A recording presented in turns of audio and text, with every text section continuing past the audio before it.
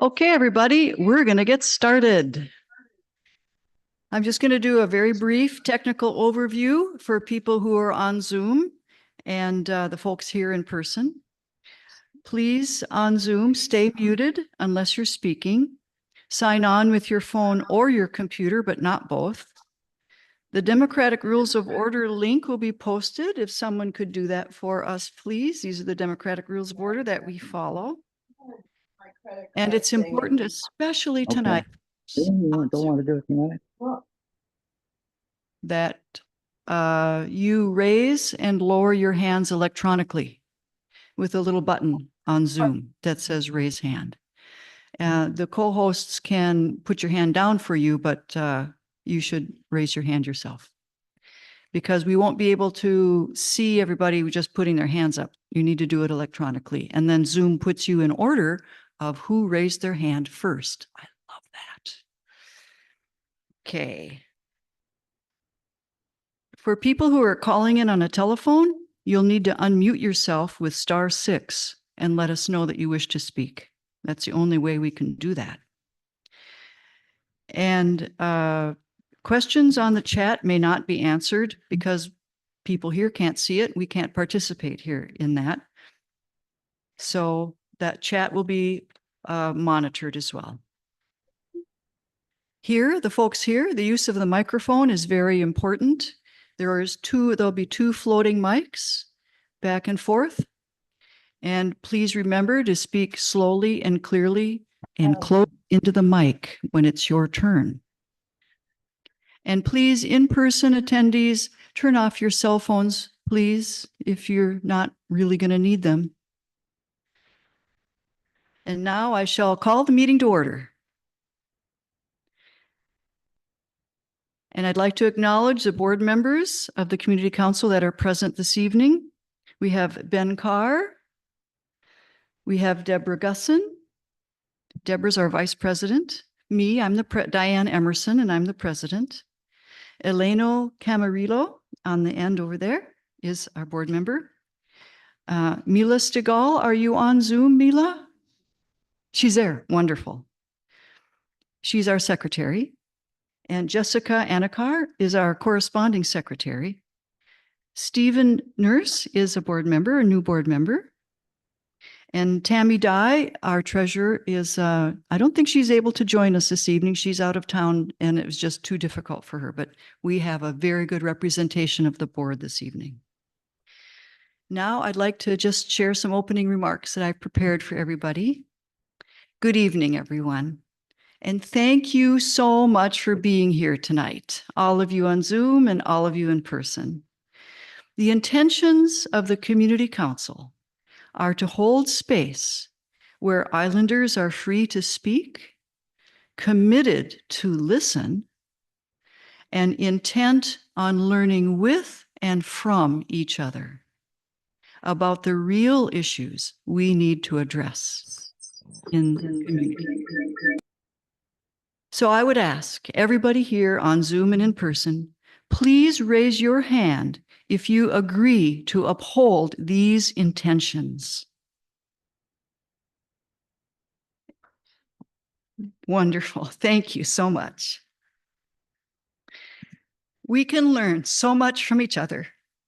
The Community Council should be something of a risk, not of being bullied or ridiculed or coerced into thinking differently, but to having one's mind and heart open to a new thought or awareness that we hadn't considered before.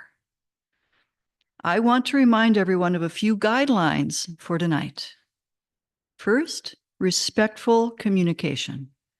Let's all strive to be respectful when speaking and listening. That means no interrupting, no personal attacks.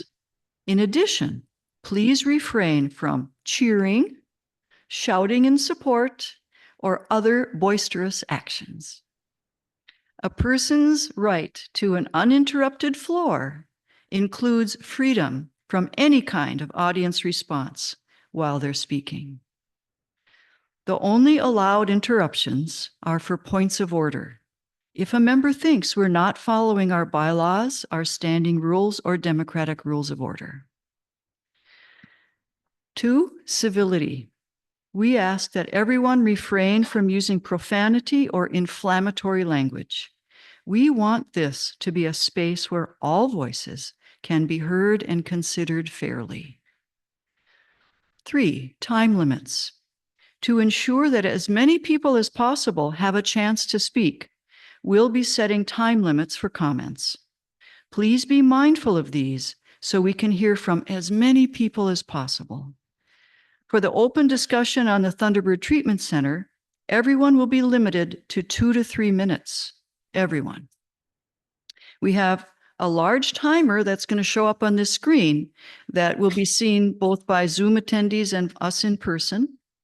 And Andy Carter will be our timekeeper. In-person attendees will speak in the order they signed up for on the sign-up sheet that was out just before the meeting. For Zoom attendees, all hands will be lowered until we open up the discussion, and then Zoom will decide. Then you can raise your hand and Zoom will decide who had their hand up first electronically. We'll be going back and forth between in-person and Zoom attendees. And in order to give as many people as possible a chance to speak tonight, please pass if your point has already been made. Or say, I agree with the previous speaker. Please go to the next person. That will speed things up. Now, you may give your time to another person in the meeting if you wish. 4, moderator's role. I will be moderating the meeting to ensure that these guidelines are followed with help from the other board members. So thank you so much for your time, your participation, and your dedication to this important issue. Your voice matters.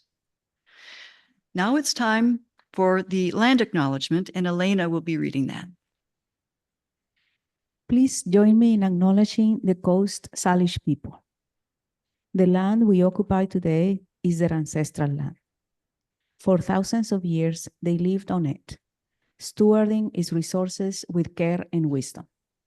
Today, with gratitude, we acknowledge them and their elders, past, present, and emerging, and recognize that this land remains a vital part of their cultural sovereignty. Thank you, Elena. And now, those of you who are on the mailing list, and by the way, we have 1,100 people on our mailing list now, would have received the minutes of the last meeting. So I would like to know if there are any changes or corrections from the minutes of August 15th. Seeing or hearing none, I will mark them as approved. Thank you. Now we have introduction of guests. Anyone from King County or off island. So Chris Lampkin, Deputy Chief of Staff for King County Council Member Teresa Mosqueda, is with us on Zoom, I believe. Is that right? Yes, good evening all. You there? You want to say hello? Hi. Nope. Okay. He's there. Okay, he was there. I believe King 5 is with us this evening. Is that right? They were there and they've left. Okay. And I see that Bong Sto Domingo is in the audience. Bong is with King County. And thank you. Who? Jim Chan. Oh, Jim Chan. Thank you, Jim. Thank you very much for showing up tonight. Jim Chan is our the comprehensive plan guy. So thank you very much for joining us tonight. That's really wonderful. Is there who else that I'm missing?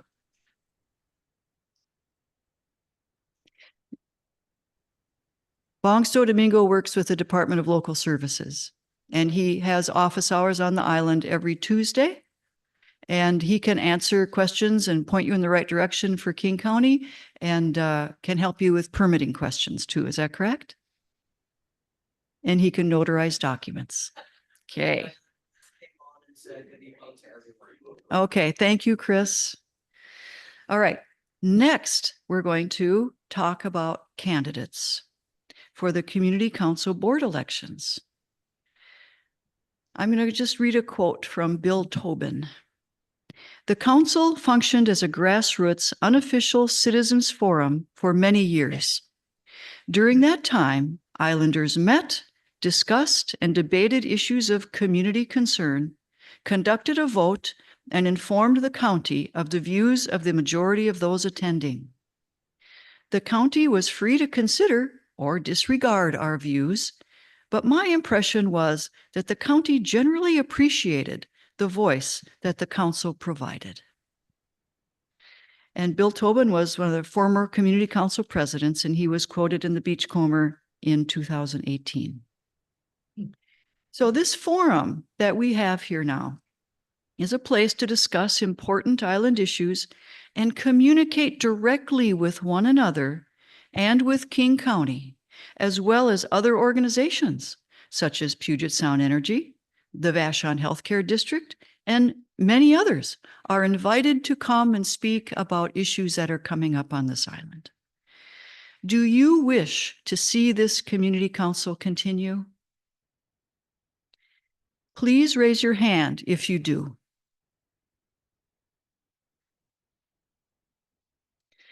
Thank you. Keep your hand raised if you would be willing to volunteer in some way to keep it going or help make it better.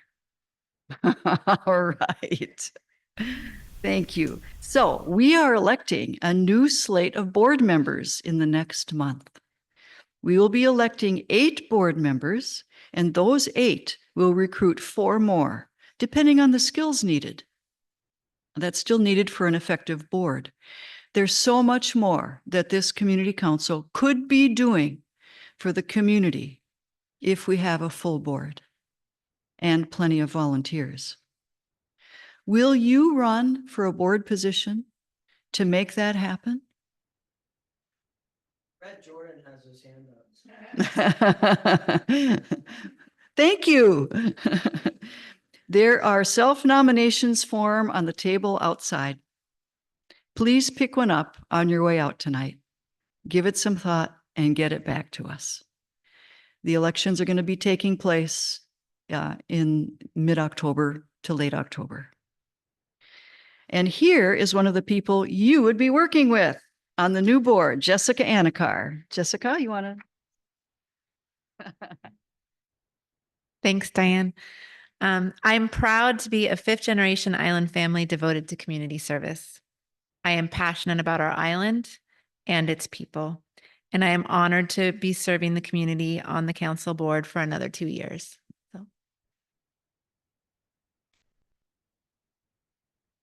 Thank you very much, Jessica. Now we have a new board member to bring in even before the election. Let me tell you a little bit about Ann Thorne. She moved to the island 29 years ago with her husband and 2 young children. She spent her career working in resuscitation, developing defibrillators. How about that for a really wonderful job? She was part of the startup that developed defibrillators that allowed them to be widespread and save anyone from cardiac arrest. She's now retired and has chosen to join the board of the Community Council. The board has happily accepted her self-nomination. Now the members will hear from her and you will vote on whether you want her on the board. Anne, would you please share why you've made this decision? Where is Anne? Here she is. She needs a microphone runner. Would you please give her a mic?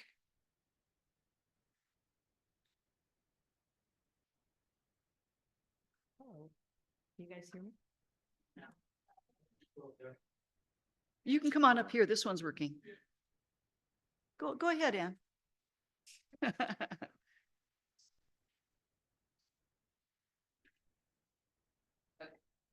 one works. This one. Okay. Yeah. Talk loud. Okay. Good evening, everybody. Thank you, Diane, for the introduction. I'm looking forward to joining the board to serve and give back to this community. As Diane mentioned, I'm recently retired. And, I took that recommended year, everybody says, is to decide where do you want to give your time. And I chose a couple things, and this is one of them. I'm passionate about the community. I've lived here a long time. It's given life to me and my family. And I'm somebody who will be a good listener. I'll promote the mission of the community council.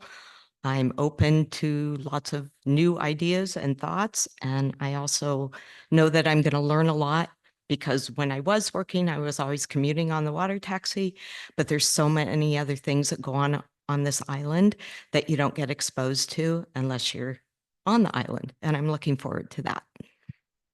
Thank you.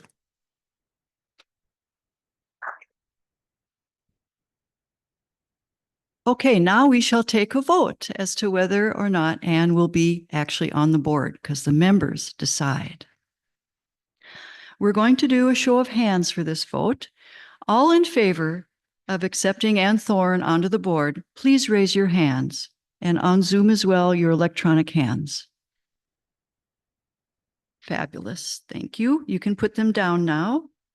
All those opposed to having Anne join the board? Okay. You're welcome. Thank you, Anne. Come on up and join the board.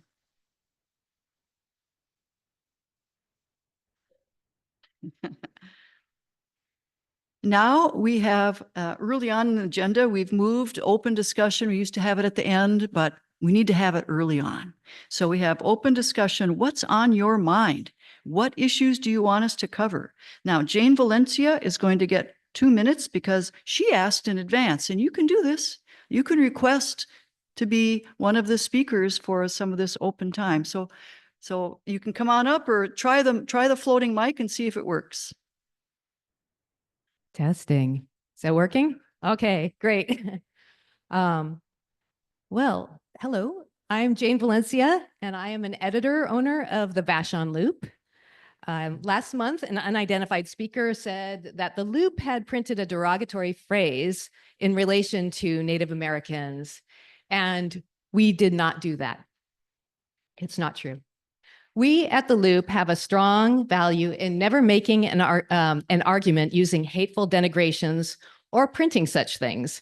And so we were dismayed when we heard someone accuse the Vashon Loop of such a message. We checked.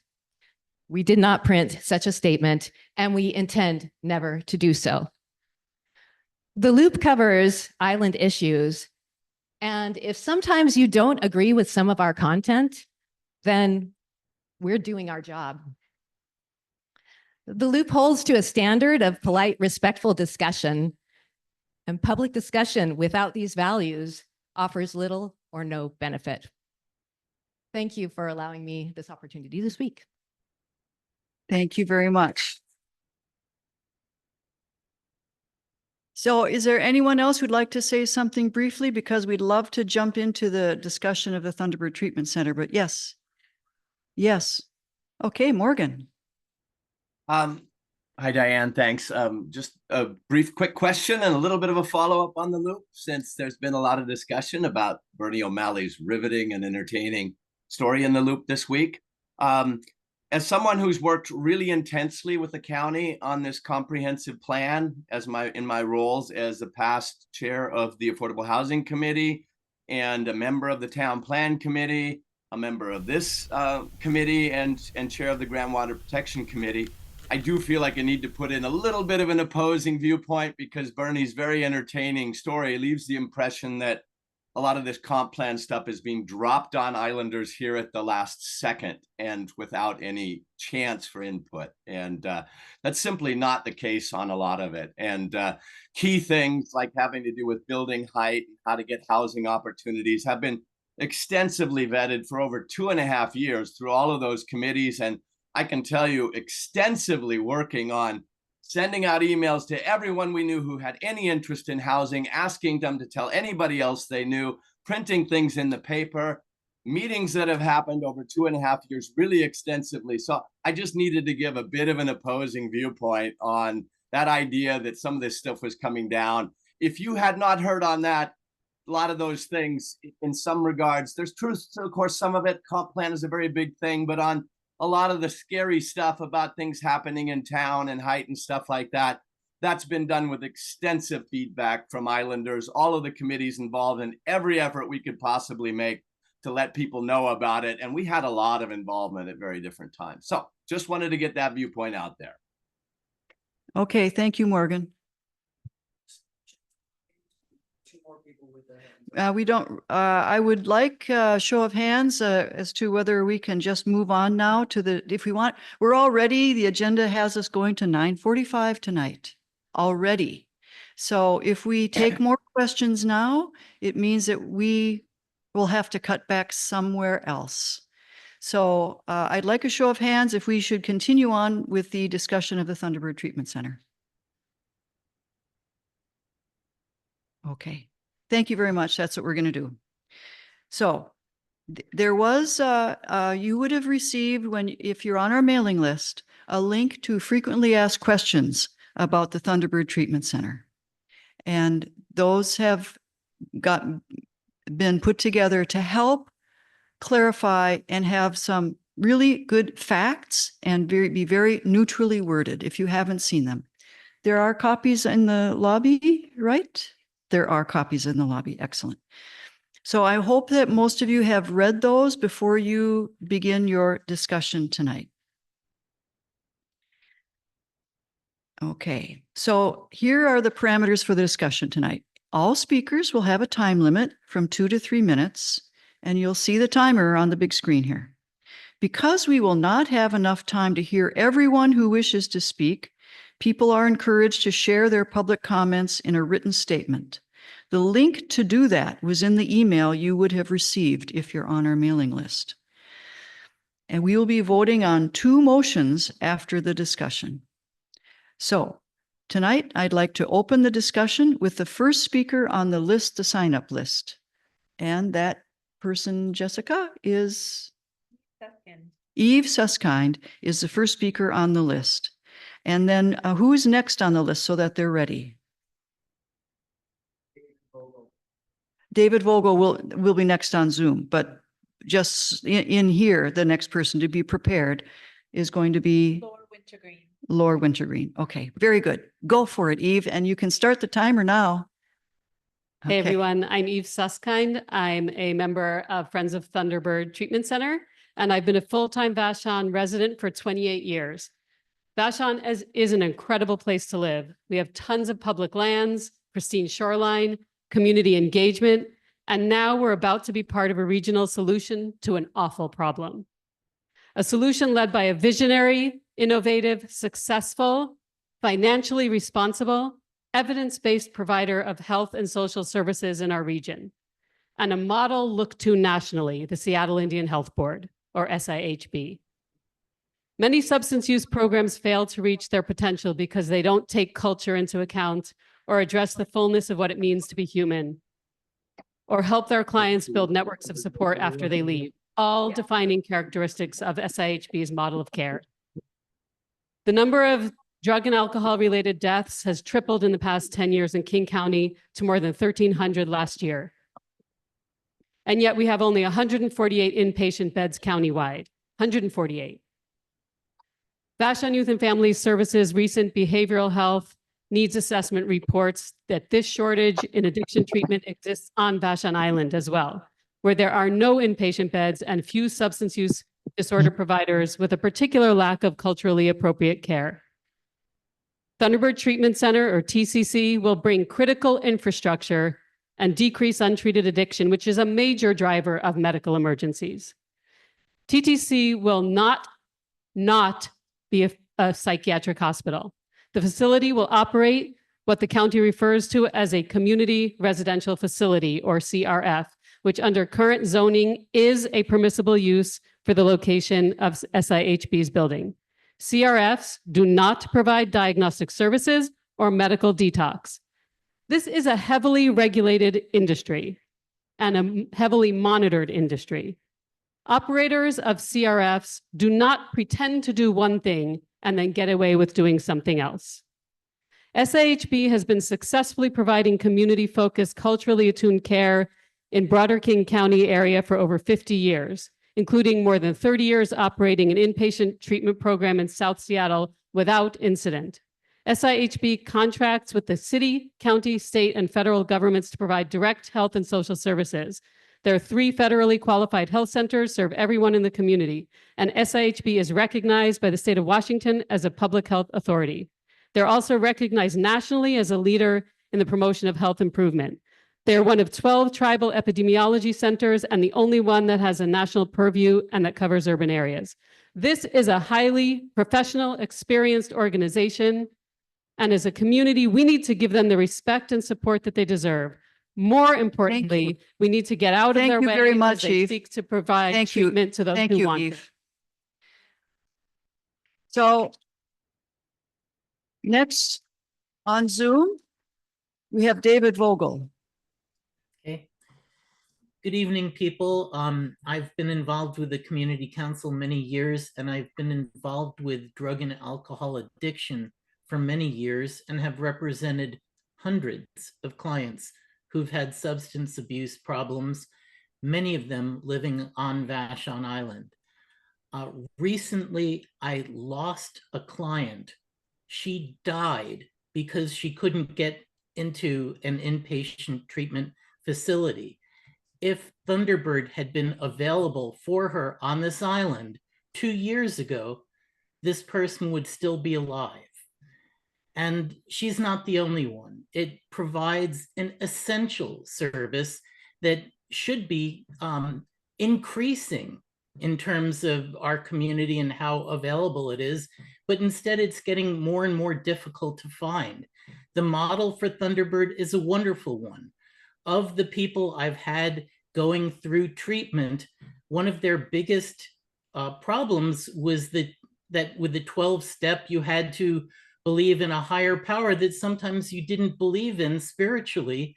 And this provides more of a choice for people, this model that they use. I'm completely supportive of this organization.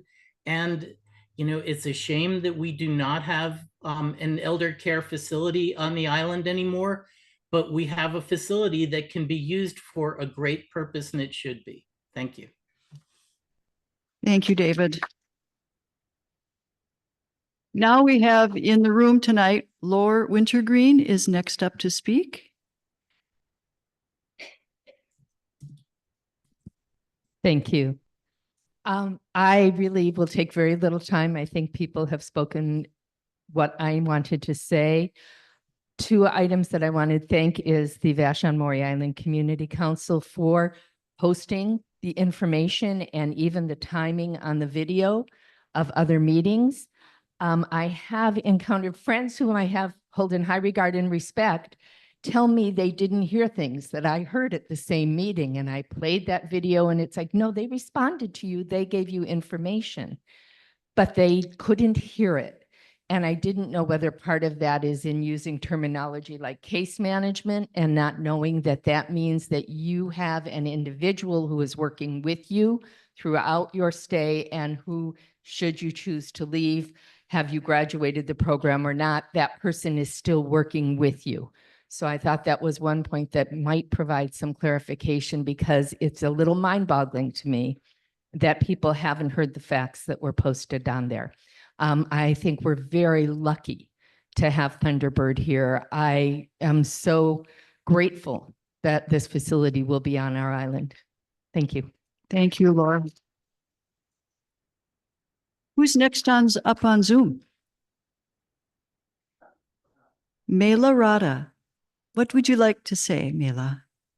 Thank you. I wanted to say that I was the project manager for the 1993 comprehensive plan for Vashon, and I am very supportive of the treatment center. And I think a lot of the confusion is that people don't really understand how government works or how zoning works. And I voted no on the motion last month because I think it's unrealistic to ask the community council to come out to Vashon Island. And there are much more practical ways for us to get our voices heard. Thank you. Thank you very much, Mela. Okay, so we're having a little timer issue, but we're going to get that taken care of now. And now we're back for in the room. Andy Valencia is the next person to speak.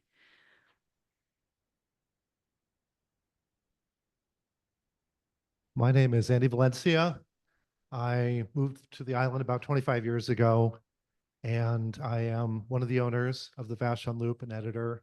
But tonight I'm here to speak to you just personally.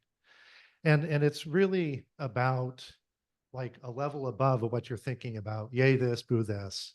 I look at the community council as its great potential is two things: for us to get together and listen to each other, share ideas, share perspectives. But then as we face King County, we should share King County, the strata of Vashon, because we're not a mono voice. And that leads me to the real warning I want to give you, which is known as the tyranny of the majority. So what happens, especially in democracies, is you'll get 50% of the vote plus one, as thin as that, and winner takes all. And then all the other minority voices you can attenuate or completely squelch. And you end up with a captured political organization. And that is my concern for what could be happening here. Because right now you're all ready to go, I believe in this issue. I want this entity politically to take a stance monolithically facing King County. And in fact, that'll be quite acceptable to King County because we know they would like this project to proceed. I've heard both sides, not arguing it tonight. It's not in my area of expertise. But what I do want to warn you about is that once this organization becomes politically active, it's hard to get back out of that, and it will stop being valuable as a community council, and it will just be another political activism organization. This is not for public vote. This is the thing the board should think about. It's the DNA of the organization and how you want it to work and how you want it to represent. Mono voice based on 50% plus one, or do you want to communicate to King County all the different levels of who thinks what? Thank you for your consideration. Thank you. And now on Zoom, who's next? Kip Juris. Go ahead, Kip. He might need to unmute. Oh, okay. I don't see an unmute here. You're good. We're hearing you. Go ahead. Are you hearing me now? Yeah, we can hear you. Okay, hi. Well, hello, everyone. I'm Kip Juris, Islander since 1983, so 41 years or so. And I had a couple issues, actually a bunch, but only a couple that I wanted to put on the plate here tonight for the council. The first one. Kip, I'm going to interrupt you. This is a discussion only about the Thunderbird Treatment Center. Okay, I'll stop right there. So then. keep your comments limited to that, if you would, please. I would. I have no comment at this time for that. I'm sorry. Well, we'll have plenty of other time to cover those other issues, Kip, in another meeting, and I'm looking forward to hearing them.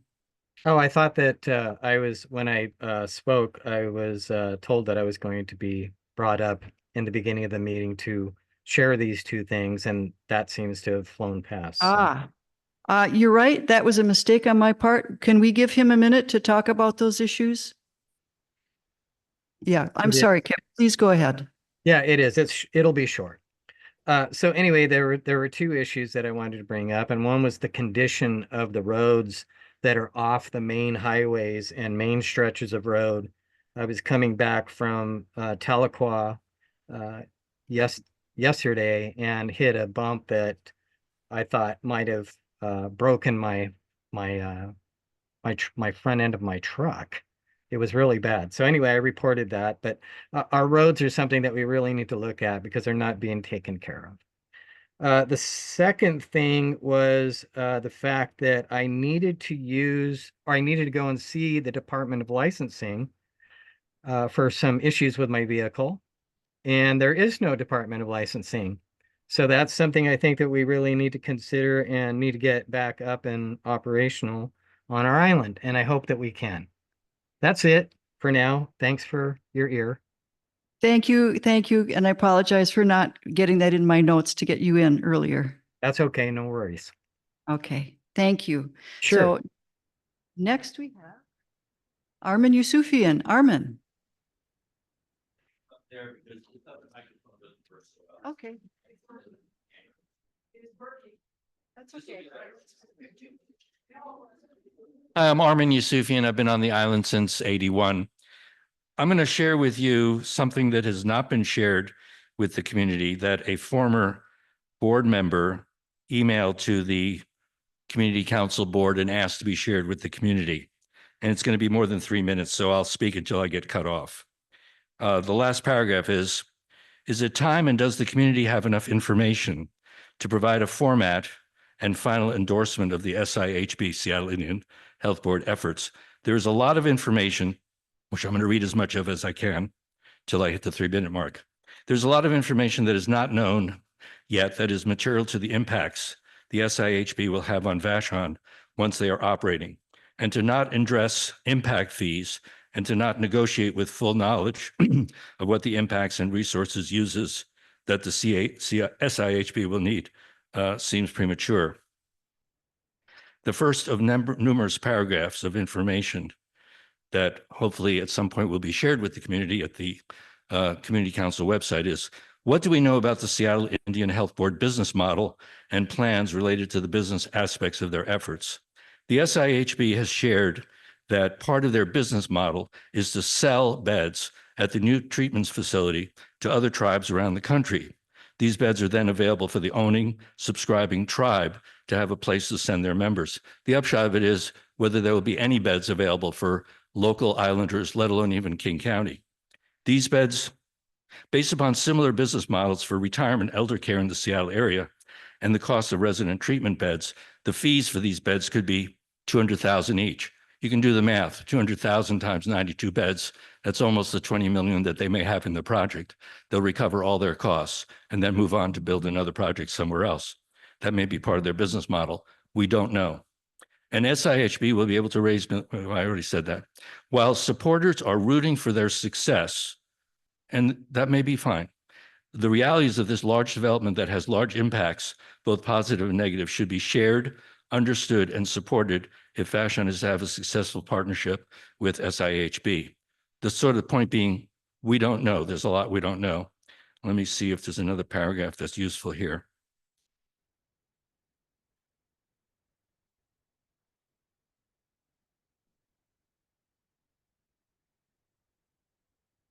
Water is a big issue on the island. What impact and investments will SIHB make on the island for their new facility? As of now, the SIHB is trying to make the case that they will not need to buy any new Heights water shares for their new facility.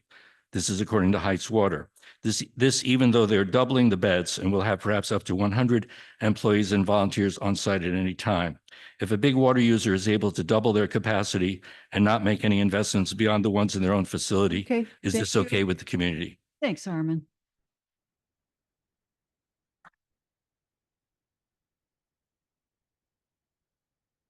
Okay, and who's next on Zoom? Sri Lakshmi, would you like to begin and tell us what you'd like to share? Hi, everybody. Thank you for the opportunity to express how I think and feel about this as a member of the community since '96 that has struggled with a, pretty awful drug addiction. I've been 2 years ago, I was in the ICU. I overdosed on phenobarbital. I was in the ICU for 9 days. I had pneumonia because I asphyxiated and got pneumonia. I gave myself pneumonia. I needed some help and it wasn't here. I'm absolutely disgusted that this voice of dissent on this matter from Marley, just call me Marley Parabeck, that it came from a temporary former care provider of mine And here's the thing, you know, she's white, and maybe this isn't about white women making this decision, and maybe this isn't about white men making this decision. Maybe this is about the Indigenous Native American women and the healthcare that they need first in priority. I'm sober. I've been sober for several years now. I'm still struggling with the drug addiction. I'm working on it. I'm doing the best I can. I'm very grateful to Vashon Island Fire and Rescue. I'm very grateful to this community for trying so hard. And I'm still here. And it's in part due to the wonderful counselors at Vashon Youth and Family Services. And I'm sure she doesn't speak on their behalf. And as a care provider, she was awful. I found her effortlessly rude. No, please, you're going to have to not speak that way. That's okay. Yes. I'll stop. That's fine. I'm just saying that I can't imagine what it would be like for a Native American woman to face her down the way I had to. Thank you. That's all. Okay. Next up is Robert Larson. Please use the microphone. Oh, no, I'm sorry, you do, because they can't hear you otherwise. It's for the Zoom. How do you do, ladies and gentlemen? My name is Robert Larson, longtime King County resident, and I'm passionate about this subject. I've got 38 years of sobriety this year. October will mark 39, and I am a huge supporter of support for anyone with any kind of dependency of any sort. I am with FutureWise in regards to keeping the rural community rural. This facility does not belong on Vashon Island. I strongly believe that. I'm familiar with dependency. I believe there's more services on I-5. We need these kind of facilities on the bus system. We need these kind of facilities where there's a concentration of services, not Vashon Island. And don't let anyone fool you. This is a money-making operation, and that's why I came out tonight, is to make that perfectly clear. How many residents of Vashon Island are going to be admitted into this facility? That is what you'll monitor going forward. And you might remember this guy saying that there'll be very few. They'll be shipped in to make the feel-good, fuzzy Vashon Island theme. Robert, No joke. Robert, please be more civil in your discussions. And once again, I'm a huge supporter of dependency, help people on dependency that need help. So once again, I do not believe this facility has any business on Vashon Island. I am speaking against this facility and not against people with dependency. So thank you for listening. And once again, we must keep rural, and this facility does not belong on Vashon Island. Thank you. Thank you, Robert. And who's, I'm sorry? Rick Schrum. Go ahead, Rick. Yeah, hi, everybody. Thanks, Diane. So Armin was actually quoting from some FAQs that I had added into the document that Diane shared, kind of just some other factoids that I had come across or wanted to share. And first to say, I'm a supporter of this business coming to Vashon, and I support its mission and really support everybody who's spoken in favor of it and how impactful it'll be from that perspective. And I'm evaluating it like any other big business that's going to have an impact on the community, both good and bad. And this will have both. It'll strain things and it'll bring a lot of value. So what I'm trying to engage in and start to get an opportunity to comment into is what can we ask of this organization, if anything? What do we need to ask of this organization as it comes to the community? or not. We're definitely supportive of them, but for instance, as Armin said, they're trying to get away with having 14 water shares, which is the same number that the previous use had. And maybe that's good from a business perspective, but maybe from the island's perspective, we want a big pocketed business to invest in our water system and things like that. So I come from that perspective of wanting to engage in those conversations. Transportation is one. And to me, these are not negative things. They have big pockets, they have high requirements, they're committed to their missions, so they can help with transportation, perhaps. They're in a medical sort of field, so perhaps that'll bring services to the island. So I'm very supportive of all that. But that to me adds up to a lot of work, if you will, for us to learn what they're doing. And even specifically, it sounds like they have a wonderful, amazing program that changes people's lives, and our community is part of it. In order to graduate from their program, they have to show success not only in their room at their facility, but within the community. It sounds like there are bars to be reached and benefits that are going to come from interacting with us in our day-to-day lives. And again, I'm a supporter of that. I just would love to have a conversation where all those pieces are on the table and the community can really understand both the good, the bad, and just the realities of having a new big neighbor, but also having one with hugely deep pockets that I support for that reason, because any business that comes to Vashon, I'd love for them to have deep pockets so they can take care of themselves and contribute to the community. So thanks for letting me share that. And if that resonates with anybody, feel free to reach out. Thank you, Rick. Thank you. Next, we have Shelley Means to speak.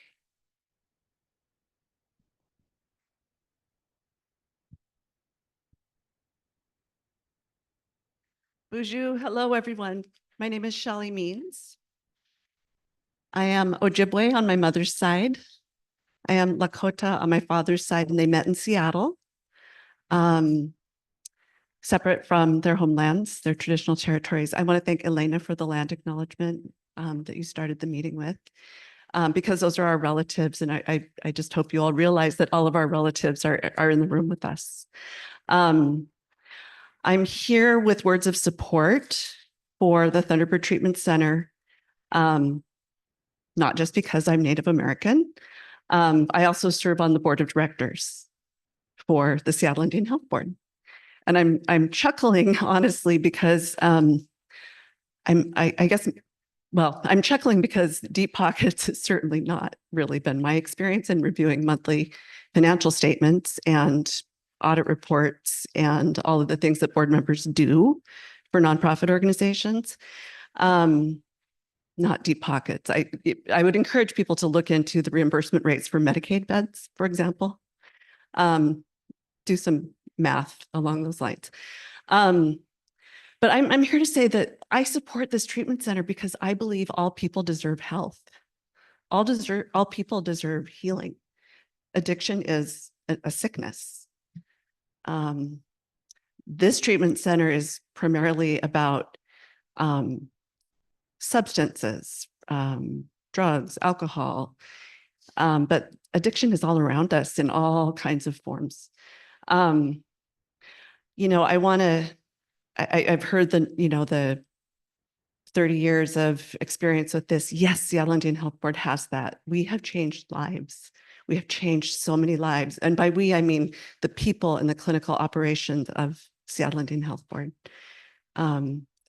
They are amazing. They're miracle workers, and it's not for a salary that is going to, shoot you to the stars in your corporate ladder kind of thing. These are people who are committed to community. And if you really want to understand the gift of traditional Indian medicine that is coming to Vashon Island with the Thunderbird Treatment Center, it's about love. It's about respect. It's about relationships and being in good relationship with one another. And I just encourage you all to remain open to that beautiful possibility because all of us deserve that. all of us deserve that. Thank you. Thank you, Shelley. And who's next on Zoom? Katie Sanderson, share please what you'd have to say.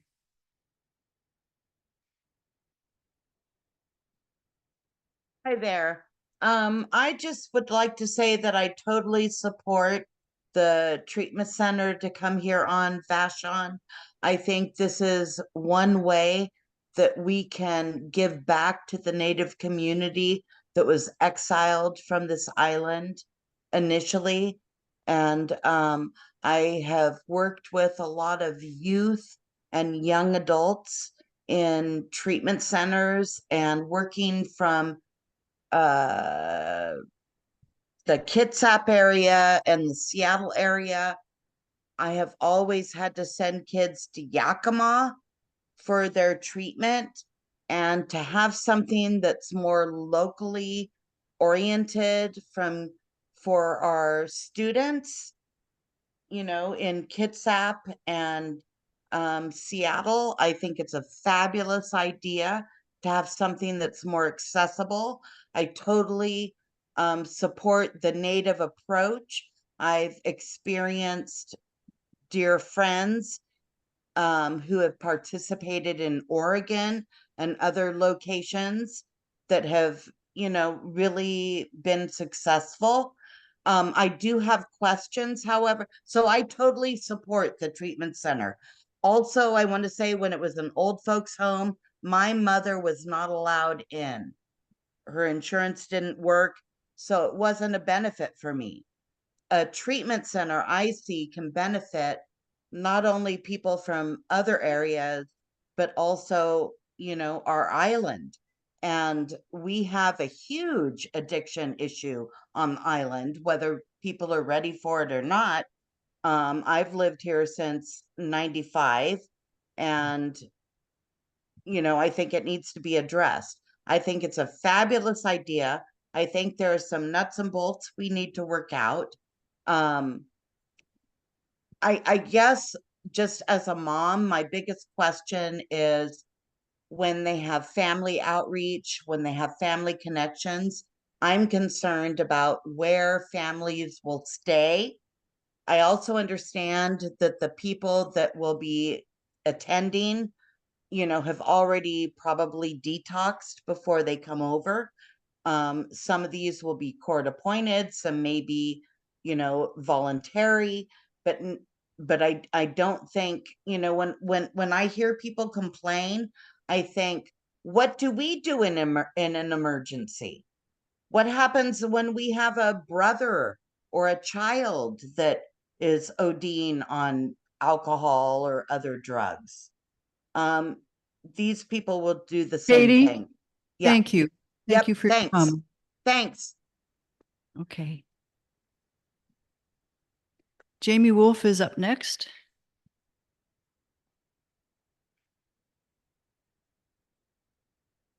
My name is Jamie Wolf. My pronouns are he, him. My background is that I've been working for 30 years, working with people who struggled with lots of different things. One of those things was addiction. And so a big part of my life has been a study of addiction medicine, what works, what doesn't work. I've done a deep dive into this, the Seattle Indian Health Board program. And I'm very pleased to say that what I have found is that it's evidence-based, it's trauma-informed, and it's culturally relevant. So one of the commenters was mentioning that we may want to have these kinds of programs in other places. What's needed in this instance is reconciliation and an opportunity for people to get culturally relevant treatment where they can actually practice their faiths, etc. We saw this when I worked with over 25 residential treatment programs in California and thousands of people, and saw the beauty of people coming to healing. What I knew was true was we didn't have residential treatment programs where we just sent someone randomly. We looked at, is this a 2S LGBTQIA person? Well, that program up in Upper Ojai isn't going to work for them because they're not going to fit in there. It's not culturally relevant. People aren't going to understand them, and they're not going to do as well. So I see this as a tremendously beautiful opportunity from a professional standpoint. After my retirement from that career, I'm now a teacher, working with 5,000 to 10,000 people a year around. And this is one topic that I talk a lot about, is not just addiction and addiction medicine, but what is recovery? How do we do it? Every time someone recovers, you may not know, but it actually improves the lives of 40 people around them, minimally. 40 people, imagine that. Now, from a personal point of view, I heard some disparaging comments from members of our community that I won't repeat. But what I will say instead is that we have an opportunity here for what Canada calls truth and reconciliation. First, we tell the truth and then we reconcile. Putting signs in our front yard is one thing. This is actually an opportunity for us to stand up and say that we support Indigenous people in recovery, which was in large part caused by colonization by white people and trauma. And we know that. This is all evidence. It's not a secret anywhere. Our opportunity to stand up and say, yes, we celebrate you coming here. We support you 100%. How can we help? It's an opportunity for us to reconcile. That's all I have to say. Thank you very much. Thank you. Thank you, Jamie. I don't know how you knew the timer was at 3 minutes, but you did. Eyes behind in the back of your head, I think. And who's on Zoom? Who's next on Zoom? Carolina, please share. Hi, can you hear me? Yes, we can. Okay, good. Everybody has addressed things about treatment, and I'm sure it's a wonderful program. But I'm very, very nuts and bolts type person and a planning type person due to my background. And I had asked some questions back when Seattle Indian Health Board came to the island, and I still haven't heard, and that's fire, EMT, transportation. And there's going to be a lot of additional transportation needed, mainly the ferry system, which we all know is rickety. And that has not been dealt with. Just today we had another cancellation on the ferry boats. And, I went off last week to a doctor's appointment thinking I'd go one boat ahead, and I barely made it to my appointment because the boat was just so overloaded. I think we need to look to make sure there are services for this center to operate efficiently and as well as it should. The other issue is property taxes and special district levies. Seattle Indian Health Board is a not-for-profit social services institution. It enjoys tax exempt status. And my question to you and the county folks here is, will our special district levies will they be exempt from them? And if they are, will we have to bear the cost of our parks and fire and EMT levies for the part that they will not be paying? And that I'd like everybody to think about property taxes and who will pay the share when you introduce a tax exempt parcel into the mix. Thank you very much. Thank you, Carolina. And next, David Horn, is it? Hi, David. Thank you. Dave Horn, my husband and I live on the island.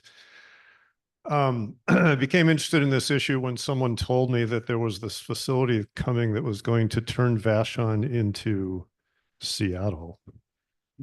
And so I wanted to address that. We lived in Seattle for many years on Capitol Hill. Actually, until last year, we lived mostly there. And we lived in the heart of the troubles. We had encampments all around us. There were issues and there were problems. But the people that we saw around us were not getting any treatment. And when I looked into their eyes, I saw my older sister, Colleen, who died 16 years ago.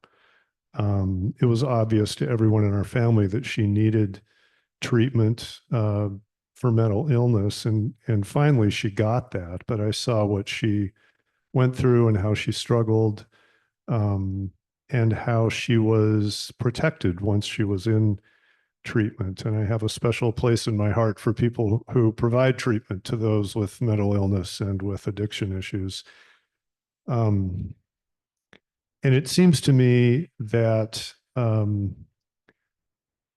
thing we love about Vashon is not the beach and the water and the trees. We love all that stuff, actually, the trails, the dogs, but the community. This is a wonderful community. It's a loving community.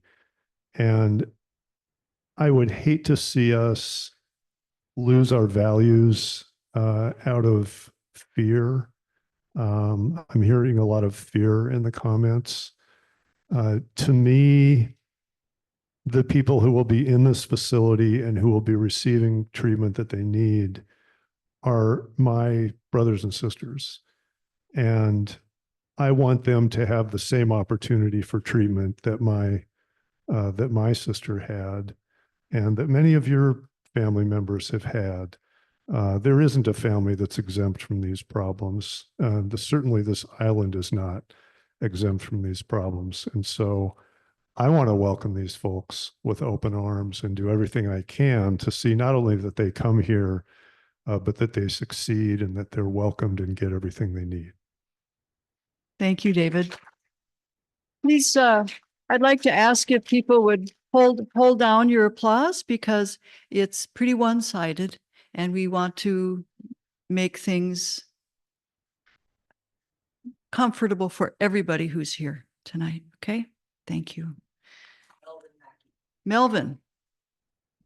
Go ahead, Melvin. Yeah, my name is Melvin Mackey, and I've been on the island for 25 years. And I want to start by saying that I'm fully in support of the Indian Thunderbird Treatment Center being here. I do have one hope for the future after they're here, that we can maybe negotiate something that they're not offering at this point. Is my understanding that they're saying that Islanders can use the facility on an availability basis. And to me, that doesn't say what kind of availability there will be. And I would hope that we could work out something so that if there were people on the island requesting to go there, that they would be allowed to come in at the next available opening when somebody leaves, or if there's already an opening, that they would be allowed to be in there, and that they would somehow guarantee that the island could have, like, I don't know, maybe a number would be like 3 to 5 slots out of the whole thing. And I would feel a lot more comfortable. I am for it, but I would feel a lot more comfortable if there was some kind of guarantee that Islanders did have a way to use the facility. That's all I have to say, so you can give more time to somebody else. Thank you, Melvin. Jackie O'Malley is up next. Oh, okay, passing. Okay. How about Bernice O'Malley? Oh, Bernie, sorry. Sorry, Bernie. Would you like to speak?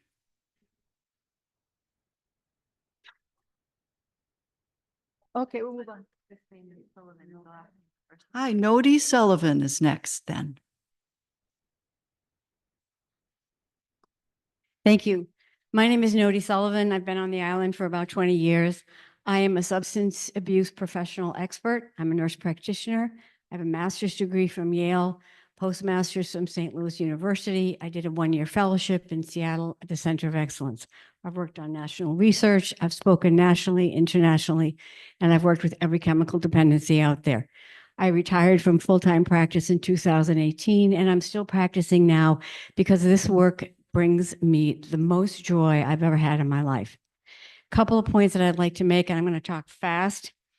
The first is that there will be no more frequent medical emergencies with this residential program than there were with the nursing home. And on my commute, probably 3 times a week, my same schedule, same boat every day, we had to hold the boat for an ambulance. I think the terminology is a little confusing because inpatient is different from residential. Inpatient is in a medical facility for a medically facilitated detox. People are stabilized and then transitioned to a residential treatment center.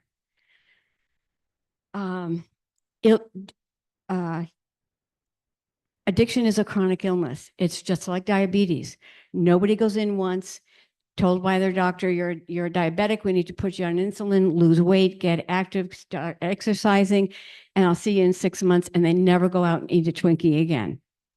It's forever. And if you ever smoked, if you have to have your morning coffee every day at a certain time, if you have to have your snack at a certain time, if you've gambled, if you've bought lottery tickets, you may have an addiction yourself. You never know. We all have one.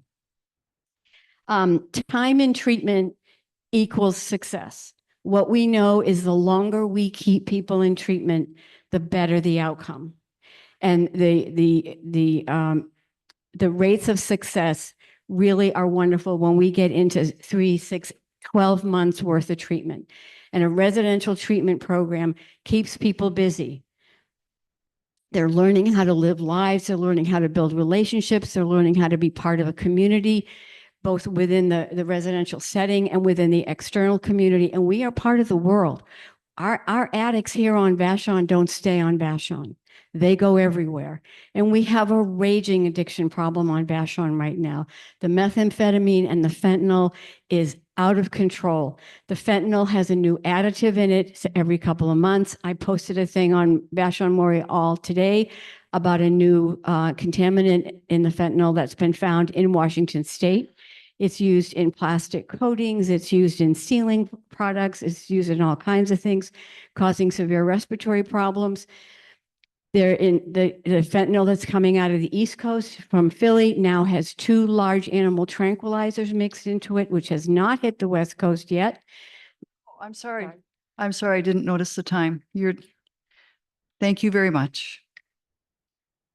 And we're on to Zoom now. Who's next on Zoom, please? No one. We can keep continuing on here. Kim Nelson is up next.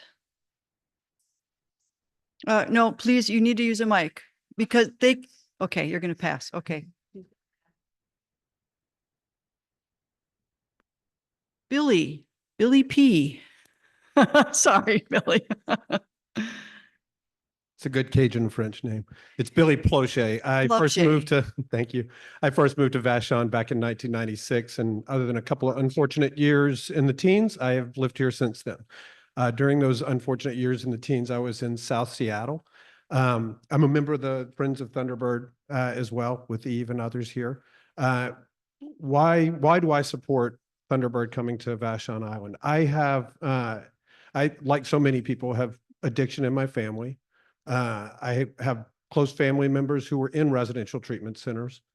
I am from South Louisiana, so those were in the residential treatment centers that they went to were in Texas. They were out in rural Texas, and we went back there for family weekends while they were in those centers, and we were amazed at the sort of embrace and kind of warmth with which we were received in those small rural communities where those facilities were. It was really moving. And so when I heard word of Thunderbird coming potentially to the island, I thought, what better place? I I have had so much healing and recovery on this island. I think it's wonderful that we're going to be able to offer it to other people. When I was in Seattle, I lived really close to the Thunderbird Center in South Seattle. It was, and our experience there was that it was, and we were very intrigued by it because the recovery rates are really, the statistics are really amazing compared to the statewide statistics on recovery. And so we followed it, and it was, none of the sort of horror stories that you hear were represented there. It was a wonderful place. It was it didn't bring any crime. To the extent they had security there, it was security against external forces coming into that facility. My daughters were in gymnastics class close to there, and I never felt that there was anything but a membership of that community there. I'm also a land use attorney. I've been practicing land use law here for 30 plus years. The reality is that this site is zoned for a community residential facility. That's what's being proposed there. There's not really a lot of discretion about whether it can go in or not. It's an allowed use there. It can go in there, and it can be built there. They need to get a building permit, but the county doesn't really have any discretion to deny that building permit. In terms of the comprehensive plan process, like somebody else said, it's been a long 2.5-year process. The community council and others have been very involved in that. I think it's great. I think everybody should continue to be involved in that. I think it's a really important process. It has nothing to do with this facility. This facility is an allowed use at that site, and it's going to go forward at that site. And I think, I, for one, embrace it and welcome it into our community. Thank you. Thank you, Billy. Is there anyone else on Zoom that changed their mind? Bill, would you like to share what your thoughts on this are? Good evening. I would like to ask a clarifying question first. I'm not a resident of Vashon. Can I comment here? Yes, everybody can comment here. We're not voting. Okay, my name is Bill Hall. I am a Tlingit Indian from Southeast Alaska. And I've heard some things tonight that I wanted to comment on. The comment about deep pockets. I am 71 now. I've worked for nonprofit Native organizations for most of my life. And I can guarantee you that we run on a shoestring budget. And we are the least served people when it comes to funding. We always struggled just to keep the facilities open. And the other comment I wanted to make was on availability. I was looking at statistics, and I think there are 2,500 or something like that people suffering with addiction in Seattle, and only 250 beds available for treatment. If you look at across the nation, there are 48 million people living with addiction. It has reached epidemic levels, and it is in deep crisis proportion. So many people are dying from it every day. It is literally a needless death. And so when you have 2,400 people with addiction in Seattle, and there are only 250 beds available, if another facility opens, they are going to be inundated with people wanting treatment. And I understand the need to have the facility open to Vashon Island residents.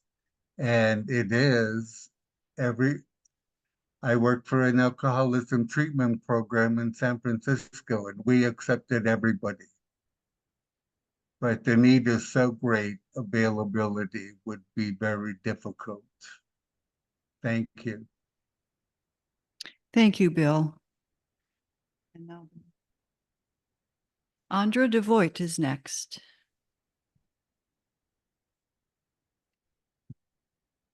Thanks. My name's Andra. I'm a physical therapist on the island. I've worked here about 20 years. Yeah. Okay, thanks. That better? Okay. So I've been a PT on the island about 20 years. I'm a really, really big believer in healing. I've seen a lot of it. And healing's from some really hard stuff too. I'm sitting here tonight next to my colleague who we worked at Harborview for 10 years together before we both became PTs on the island. And I have a mantra that I like to try to live by personally and professionally. And it's that everybody does better when everybody does better. And it's not just a like lofty idealistic statement. That's a really evidence-based statement.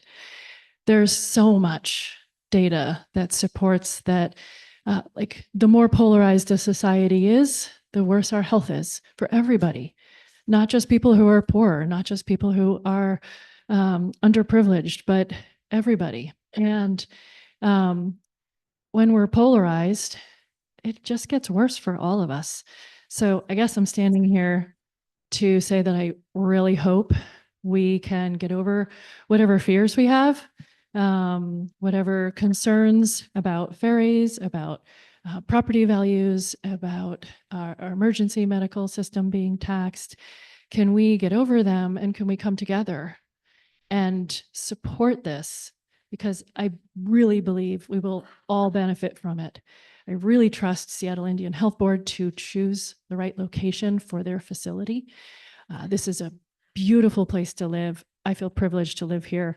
And I very much hope that that a lot of people get to come here and heal here in this beautiful place and not have to heal along the I-5 corridor. Thank you. Thank you. And just want to check and see if there's anyone on Zoom with their hand up. Patty Sheehan, please share what you'd like to share with us. Hello, thank you for letting me speak. Can you hear me? Leslie? We're going to go with Leslie. Sorry, she had her hand up first. Yeah. Hi there.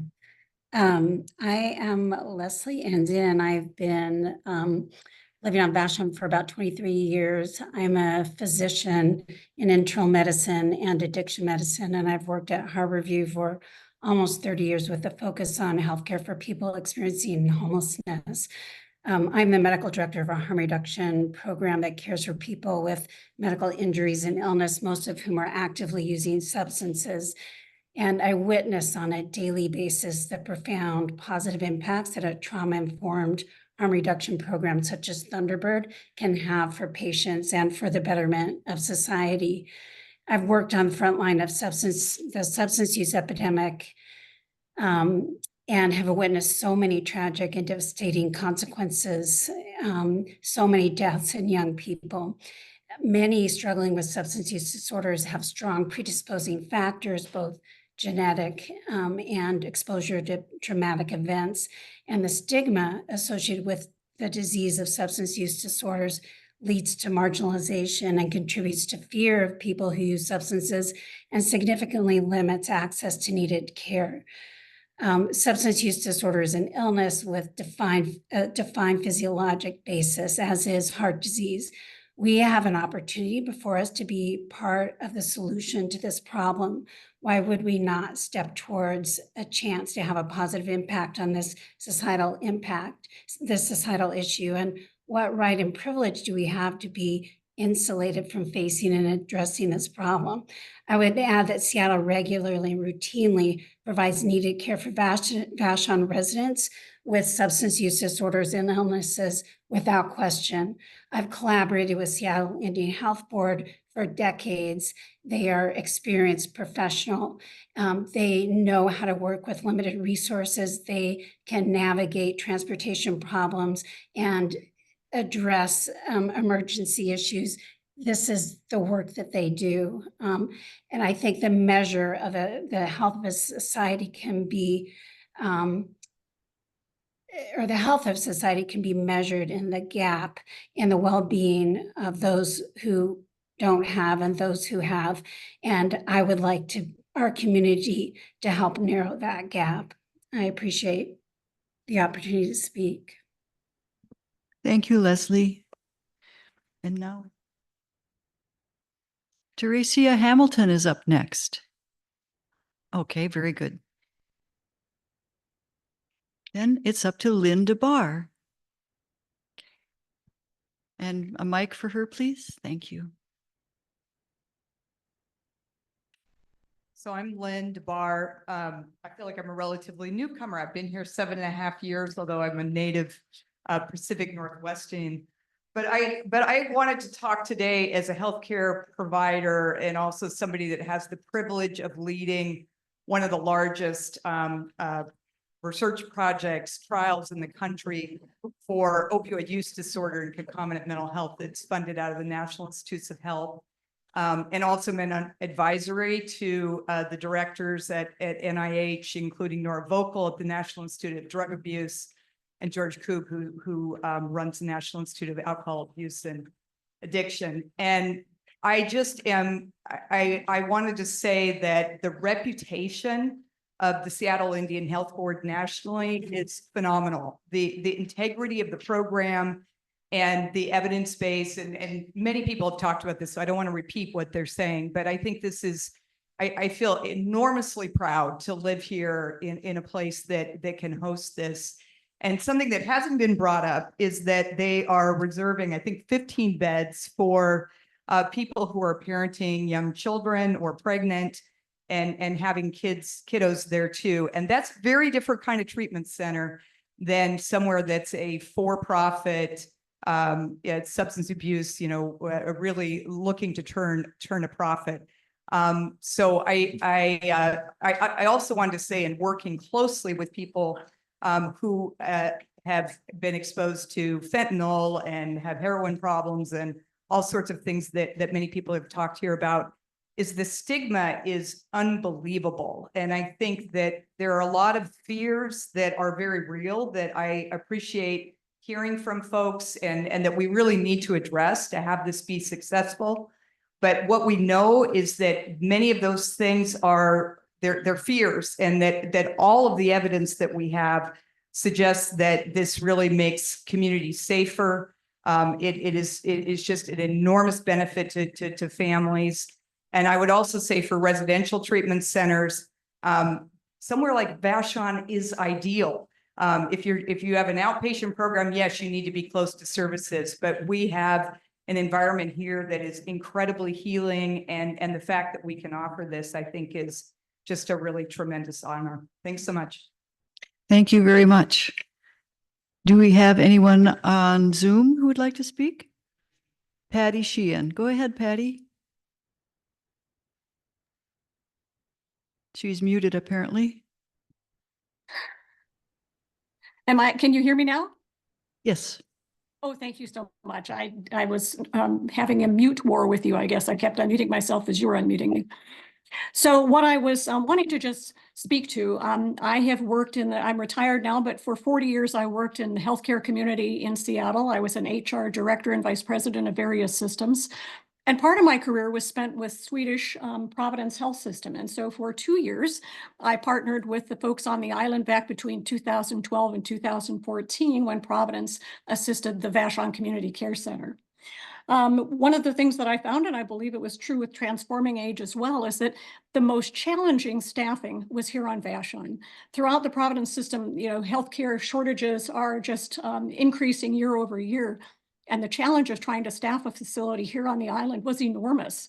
We talked about the challenge of the ferry systems, and people in healthcare are burned out and feeling overburdened. And so I'm just curious, what I'm wondering, and I have not heard an answer to this question, what is the Seattle Indian Health Board going to do? What are their processes that are going to enable sufficient staffing for our facility here? It sounds like a wonderful facility, and the vision that has been shared is truly inspiring, but it can't happen without people.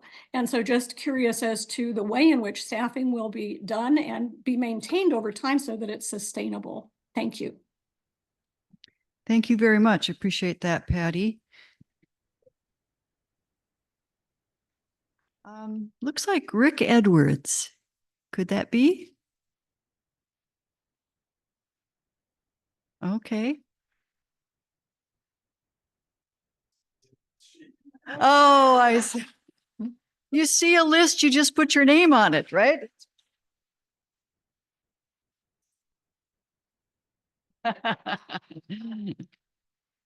Well, let's see. That's the end of that list. Is there anyone else in the room who'd like to speak? Yes, please.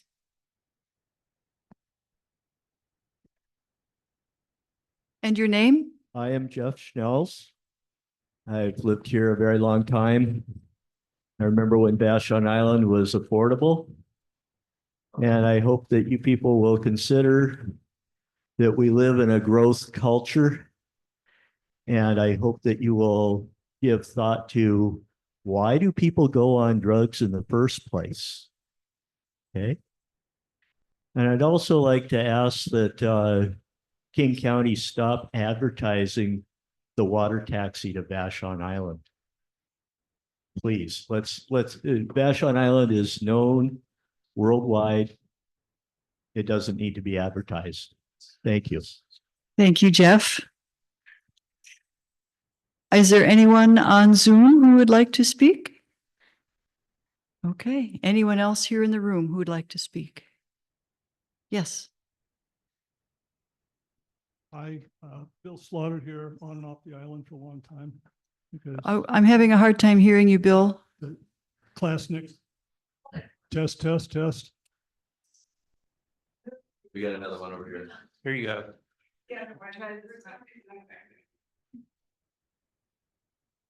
Hello, test, test. That's better. Yep. I like when people say, if you can't hear me, raise your hand. I never understood that, but anyway. On and off the island, Bill Slaughter here, classmate almost of, yeah. A couple things. I had 1 year of training at Seattle Indian Health Board in healthcare, and went on and worked a lot in corrections and addictions, hospitals and stuff like that. And I just felt it was really excellent training. So I'm quite excited about the board coming here. So there's been many people talking about what an outstanding organization it is, and I can vouch for that. The other thing, I was thinking of the last meeting down at the Arts Center, and the comment about colonial guilt. And I don't remember the exact comment, but anybody remember that? Yeah. And I was thinking back to when I was in the Army, I lived in a commune with German students in Germany. Long story, odd situation, but really good. And thinking of talking to my friends there about education they got about the Holocaust in the German schools and stuff like that.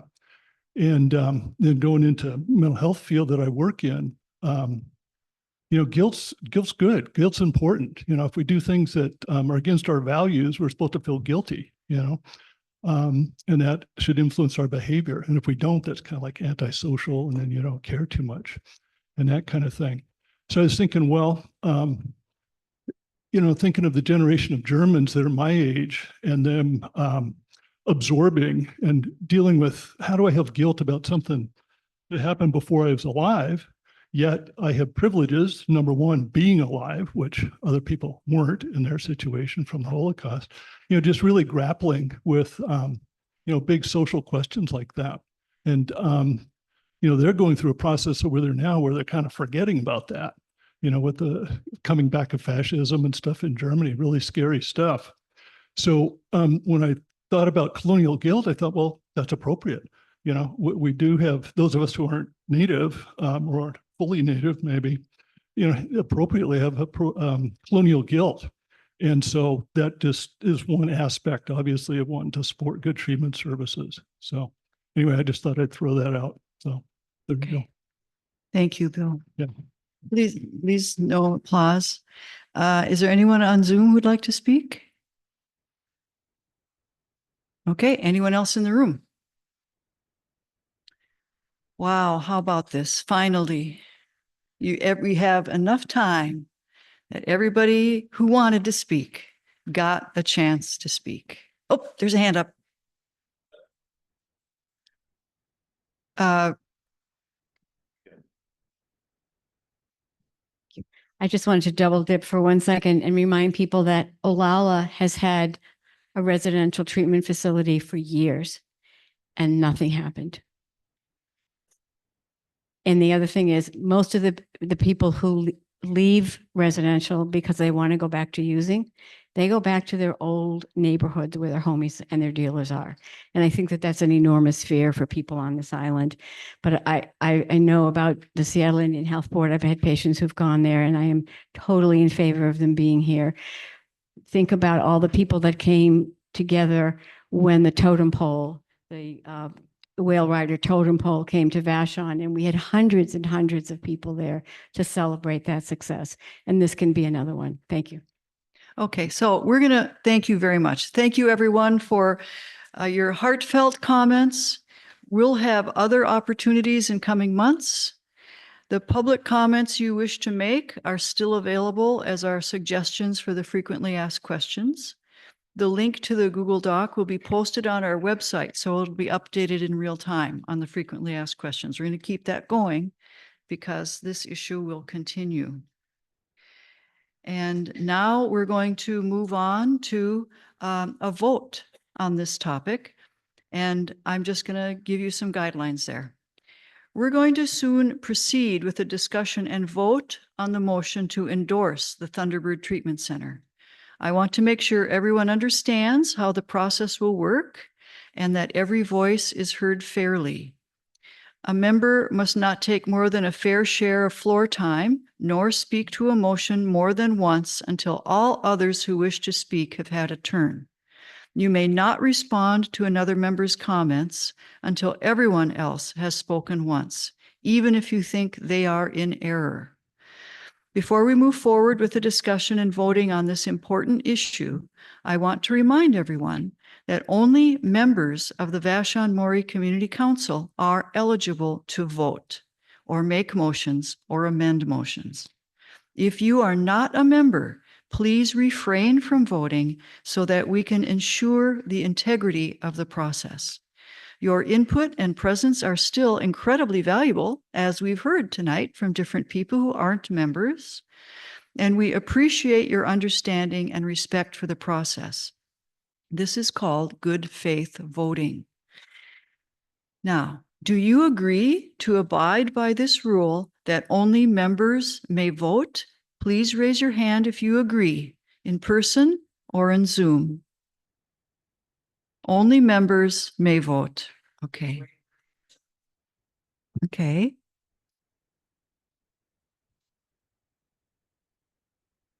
How many people do we have on Zoom, by the way?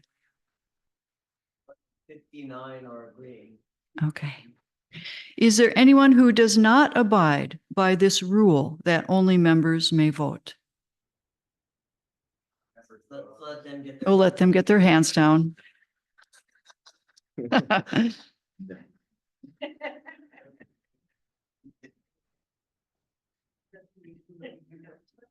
A member is someone who has signed the, you can be a member of the Vashon-Maury Community Council if you live on Vashon-Maury Island, even part-time, and you're 18 years of age and older. And we're getting feedback. I don't know why.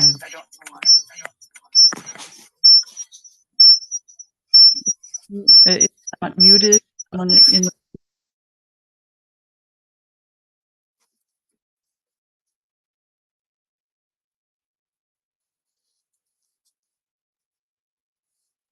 Diane, you're muted.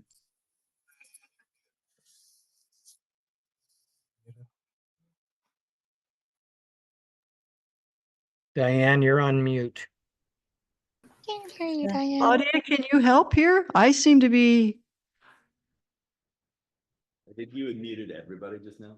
I muted all, but she's on Zoom. I can hear her. She is. We can hear you now. We can Oh, you- now. They can hear you on Zoom. Okay, can you guys hear me on Zoom? Yes. All right. Whew. Yes. Technology, hybrid meetings. Wow. Okay. All right. So thank you for that. If you are unsure of your membership status, please do not vote tonight. Confirm your membership status after tonight's meeting. And we do have the complete membership list here tonight if anyone wants to check it. Now that we have agreed to abide by the rule that only members may vote, we're going to take a step further with a formal vote where it'll be good practice, where people will stand until the vote counter notifies them that their vote has been counted row by row. And if you cannot stand, please raise your hand.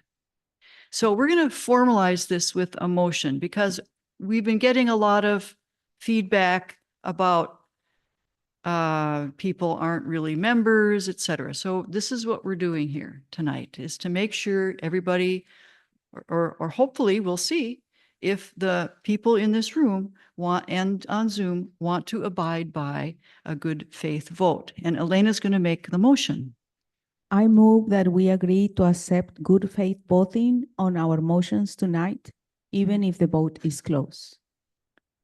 So shall I repeat that for everybody? Are you okay? Okay.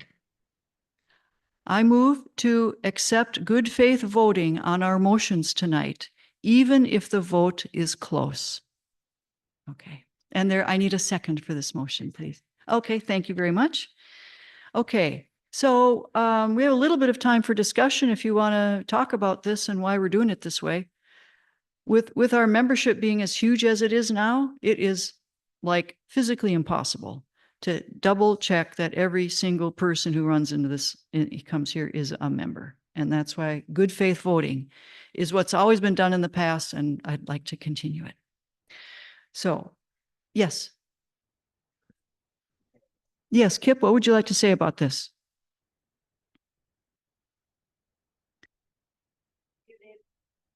Oh. Unmute yourself, Kip. Oh, okay, I'll unmute.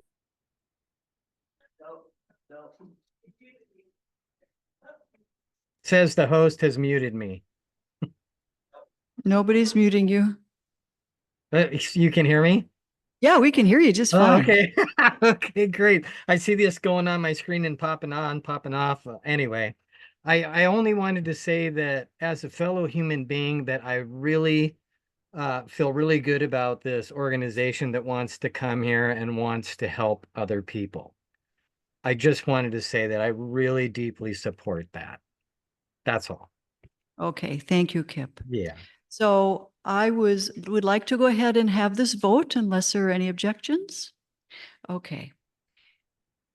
If you agree to accept good faith voting, please stand and remain standing until the vote counter lets you know you may sit.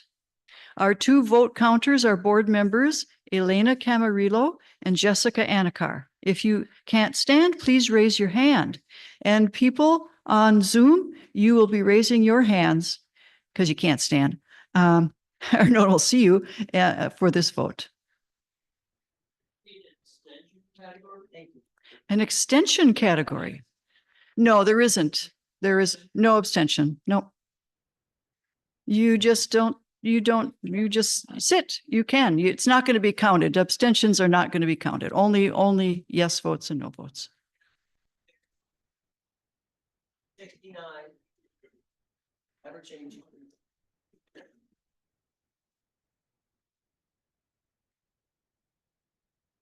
Like that number solid at 69 now. So you could go, yes, you could go, yeah, 69. Oh, 71. Have you two counted everybody? Can they sit down now? Vote counters? Have you counted them? We are just double checking. Did you get it? Oh, can they all sit down? We're kind of new at this. Please forgive us. We've never done a standing vote in my time. They get to sit. Okay. 76 of 131. That's on the yeses.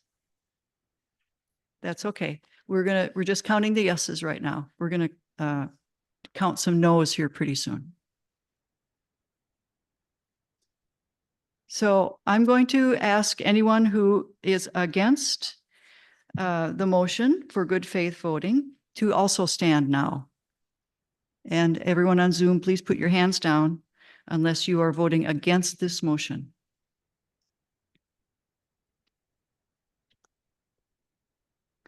Okay, I am not seeing anyone against this. Oh, okay. One person against. It's okay. It's anonymous, Bernie. And maybe a couple folks on Zoom. They may be leftovers.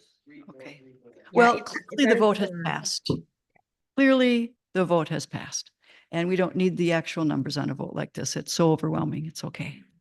So we're going to go ahead with good faith voting. Thank you so much. It makes our lives so much easier.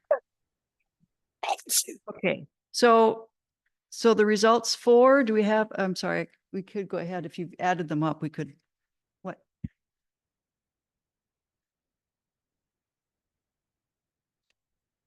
There isn't a poll on this particular one. There will be a poll on the next one. Okay. Oh, yes, there was a poll set up, wasn't there? Oh, I'm sorry. There was a poll set up on Zoom. Okay. All right. Thanks for that decision. Now we will begin the discussion and voting process for the Thunderbird endorsement vote and later the comprehensive plan vote. For these votes, I'll be noting who has their hand up in the sanctuary because we don't have a sign-up sheet to determine who gets to speak next. And I'm going to depend on the help from the board on this. I'll ask the people in the sanctuary to put their hands down in between speakers because I'm going to be alternating between for and against statements for the motion. I will ask the in-person attendees to speak for 6 minutes total, then Zoom attendees to speak for 6 minutes total before we take the vote. Each person will have up to 1 minute to speak to the motion, since we have already been discussing this at length. And Angie will manage the timer again. For ease of counting the votes, we'll ask people to stand for the vote again. So please remain standing until you've been notified that your vote has been counted. And if you can't stand, please raise your hand instead. For those attending on Zoom, a Zoom poll has been prepared. It sometimes happens that people don't see the poll. Only if the vote is close, we will ask if any voting member did not see the poll and ask for their vote. We will also ask people who are calling in on their phone to share their vote, only if the vote is close. Okay, regardless of the outcome, let's remember that we are all part of the same community. Let's continue to support each other, listen to each other, and work together no matter the challenges we face. Let's begin. Here's the motion. At the August 15th meeting, Dune Dismay made the following motion.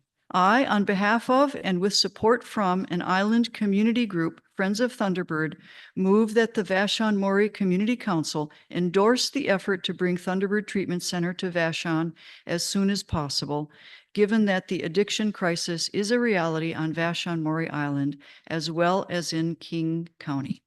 Dune, as the mover, has what's called mover's privilege. So Dune may speak first to the motion and may speak last to the motion unless it's changed significantly.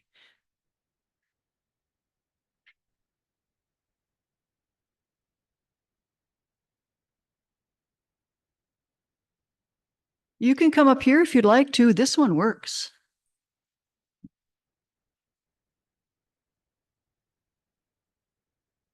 This one works as well.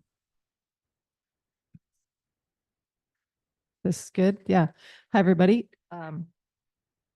Test. My name's Dune. I'm part of the Friends of Thunderbird group, and we put forward that motion at the last community council meeting.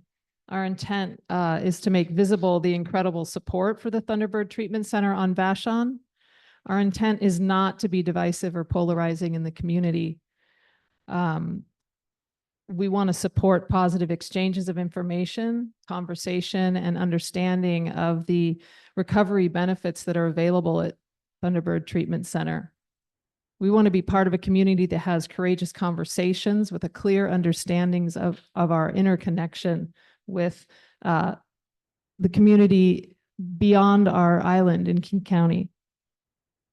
Forcing a vote on this does not seem like the way to collaborate as a community. There's an addiction crisis here on Vashon and in King County. It is not wise to use our time as a community to debate this motion. when instead we could focus on solutions to the addiction crisis and save lives. We stand with our Indigenous kin to be part of the solution to the addiction crisis in King County and on Vashon. We have a deep belief that Thunderbird Treatment Center will benefit our community, yet we do not need to put this motion forward to a vote. With respect to the Vashon community present here and beyond this meeting, I move to withdraw the motion. Okay. So Dune has moved to withdraw the motion. Let me just double check on this. Are there any objections to this? So there are two people who are objecting to the withdrawal of the motion, and that means that the motion cannot be withdrawn. So we're going to go ahead. Let's just do this because this is a rare thing to happen.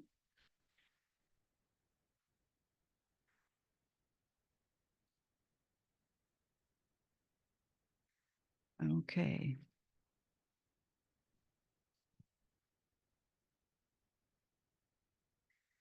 Okay, mover's privilege. During discussion, ideas for improving the motion may occur, provided that not more than one member objects. The mover may reword or withdraw the motion anytime. A seconder for withdrawal is required, but we have two objections already. So it cannot be taken out. So we're going to continue and discuss it. The motion. And so the motion's on the floor. You've heard it read. What discussion do you have? What additional discussion would you like to have about the motion? Anybody can speak to a minute on it. Dune basically is neutral because it's been withdrawn. So I would like to hear if anyone either would like to speak for or against it, either way. And we'll just go back and forth. And we're just doing people in the room right now. Okay, go ahead, Jamie. This is in regards to Dune's original proposal. Am I understanding correctly? Which was through Friends of the Thunderbird. The one you read. Yeah, that was the motion I just read. Okay.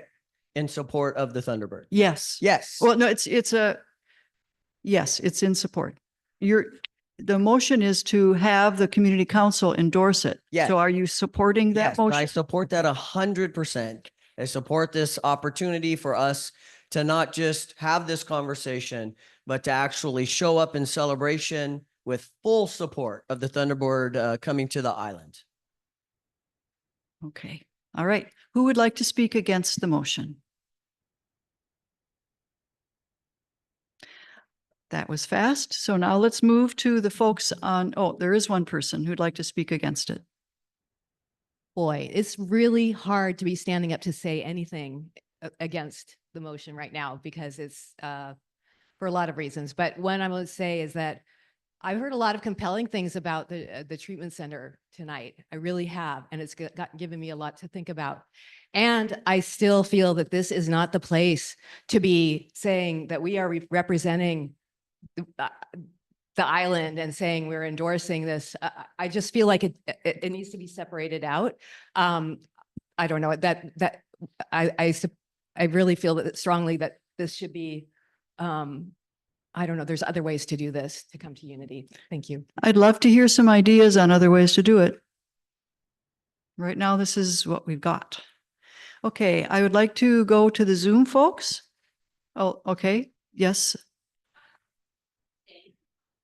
Yes, abstaining means you just don't vote, but we're not tracking abstains. We don't measure it.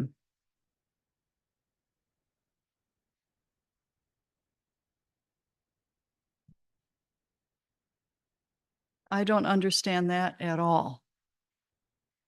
You need a microphone if you're going to talk about this. Is this a point of order? Okay. All right. Well, then I would like to. Okay. Could you get a microphone to him, please? We're point of order. I don't understand why abstentions won't be counted in most parliamentary procedures.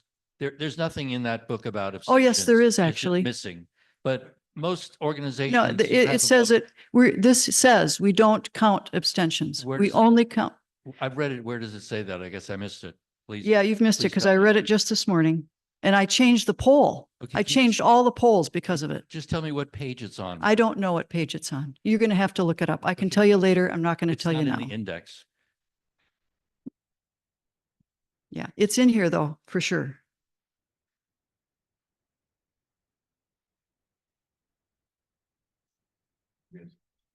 Okay, so let's go to online. Okay, Melvin, are you speaking for or against the motion?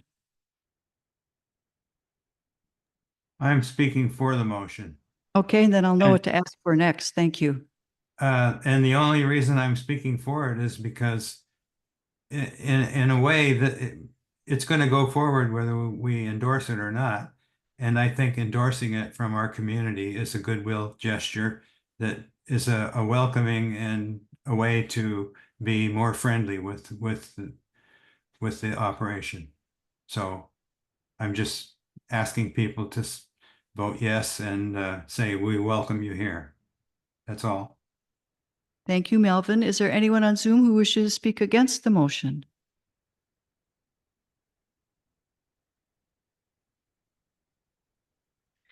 Okay, then I would like to vote unless there's an objection. We can vote now. If there's no objection. Okay, so all those in favor of this motion, I'll read it one more time.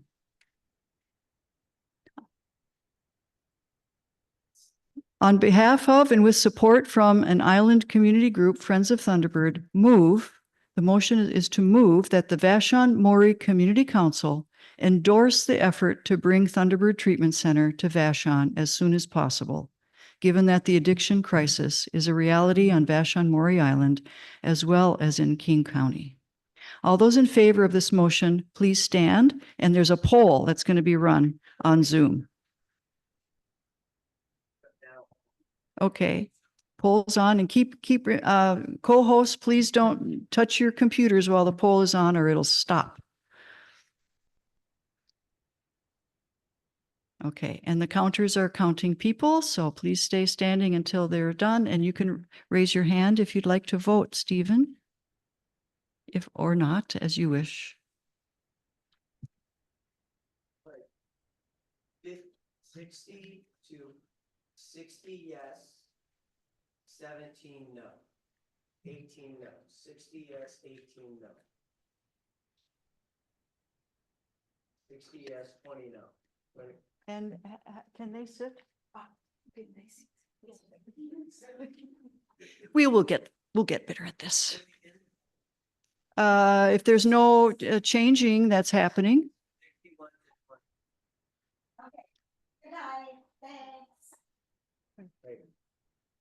All right, 61 to 20, I do not approve this motion. okay.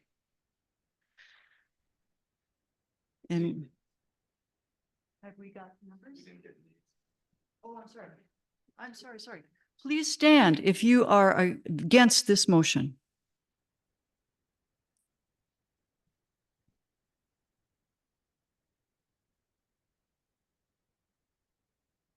Okay, pretty easy to count.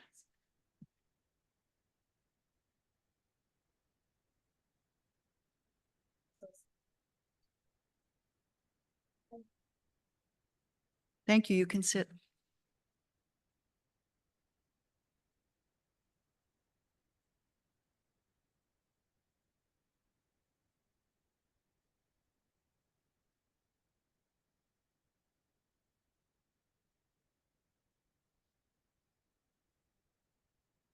Okay, do we have numbers?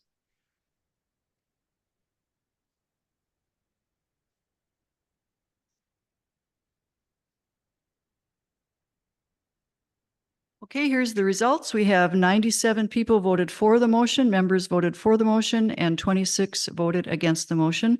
The motion has passed. Thank you, members, for your votes. Thank you very much. Okay, so this statement from the motion will be posted on our website and on our Facebook page. Next, we have discussion and vote on the community meeting with King County regarding zoning. Lisa Payer introduced this motion August 15th. a motion for the Vashon Community Council to write to the King County Council and County Executive, asking them to conduct and attend in person or via Zoom or online, a public meeting to allow Vashon residents to share their thoughts and concerns about how zoning changes in the county council's striking amendments to the King County Executive's proposed 10-year comprehensive plan would impact their lives and the island community. It is requested that the meeting take place within 20 business days of the passage of this motion. That motion was seconded, and since then, Lisa has proposed to withdraw this motion, and she is not here this evening. Victoria Barr has agreed to take up the motion in her stead. So Victoria now has mover's privilege and will speak first. But before we begin, I want to report the results of the revote from August, because that's related to this motion. Related to this motion, last month's motion by Katie Ballard did not pass. Because at least one person on Zoom did not receive a ballot to vote, the vote for the Zoom attendees was done again using Election Buddy software sent to members who were on the Zoom call when the vote took place. The final results of the vote: in favor, 53 in person and 23 on Zoom, 76. Against, 52 in person and 87 on Zoom, 139. So the motion did not pass with the revote as well. So now, Victoria, it's your turn to discuss this motion, and if you have any proposed amendments for the motion that we're just going to talk about now. Would you like to come up here and speak?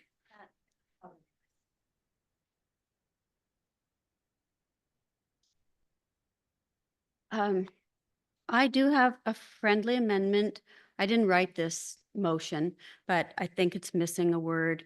The word is questions, because the motions is to find an opportunity to share our, I think it says thoughts and concerns, but I think what most of the people I've heard about on the island, and certainly Bernie O'Malley's article in the Loop, it's about having questions and wanting answers, wanting more information, not just wanting to say what we think, but we want to get more information from the county. So I am proposing to amend this motion to read, I'll limit it to that one word change, to say, where is it? Oh, okay. So Diane, it would say. I got it right here. All right. So it would say thoughts, thoughts, concerns and questions about how zoning changes, blah, blah. So To allow Vashon residents to share not just their thoughts and concerns, but to share their questions. Thoughts, concern, and questions. That's the amended motion that she would like to propose to the members. Are there any objections to that amendment? Are there any objections on Zoom? Okay. One hand is up, but it looks like Janie Star. Okay, one doesn't change it.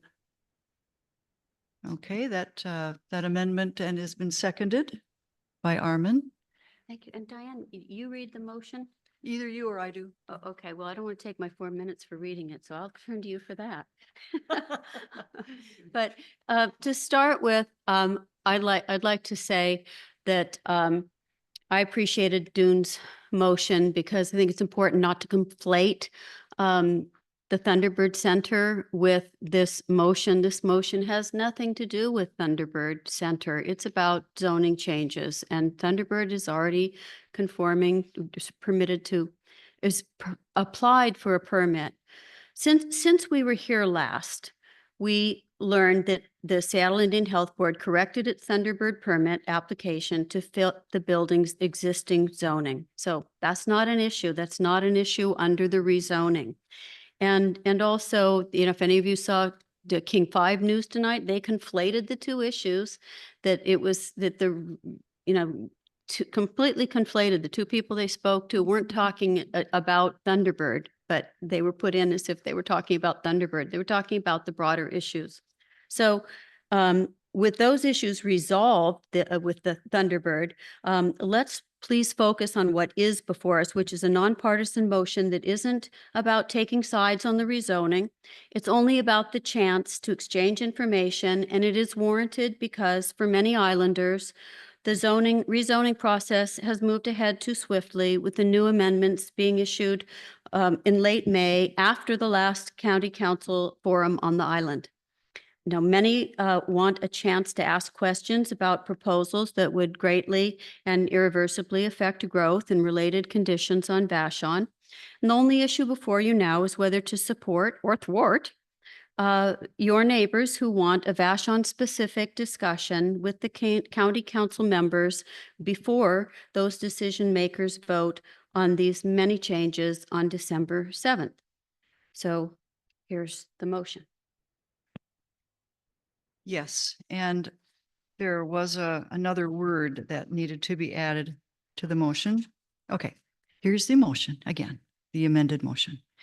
The Vashon Community Council is to write to the King County Council and County Executive asking them to conduct and attend in person or via Zoom online a public meeting to allow Vashon residents to share their thoughts and concerns and questions about how zoning changes in the county council's striking amendments to the King County Executive's proposed 10-year comprehensive plan would impact their lives and the island community, and to hear your answers. Their answers. It is requested that the meeting take place within 20 business days of the passage of this motion.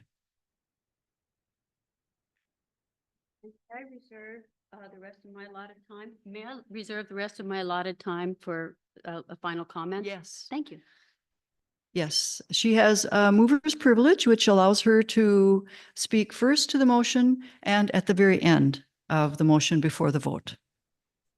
Okay, so now we open it up to discussion about this motion before we vote. We're going to do it the same way. We're going to just have 6 minutes of discussion in person and 6 minutes of discussion online before we vote. So who would like to speak against this motion? Is there anyone in? Okay. I've worked a lot with. And your name, please? My name is Kim Nelson. Thank you, Kim. I've worked a lot with public officials, and I don't think that it is possible to request a meeting with an entire board of community officials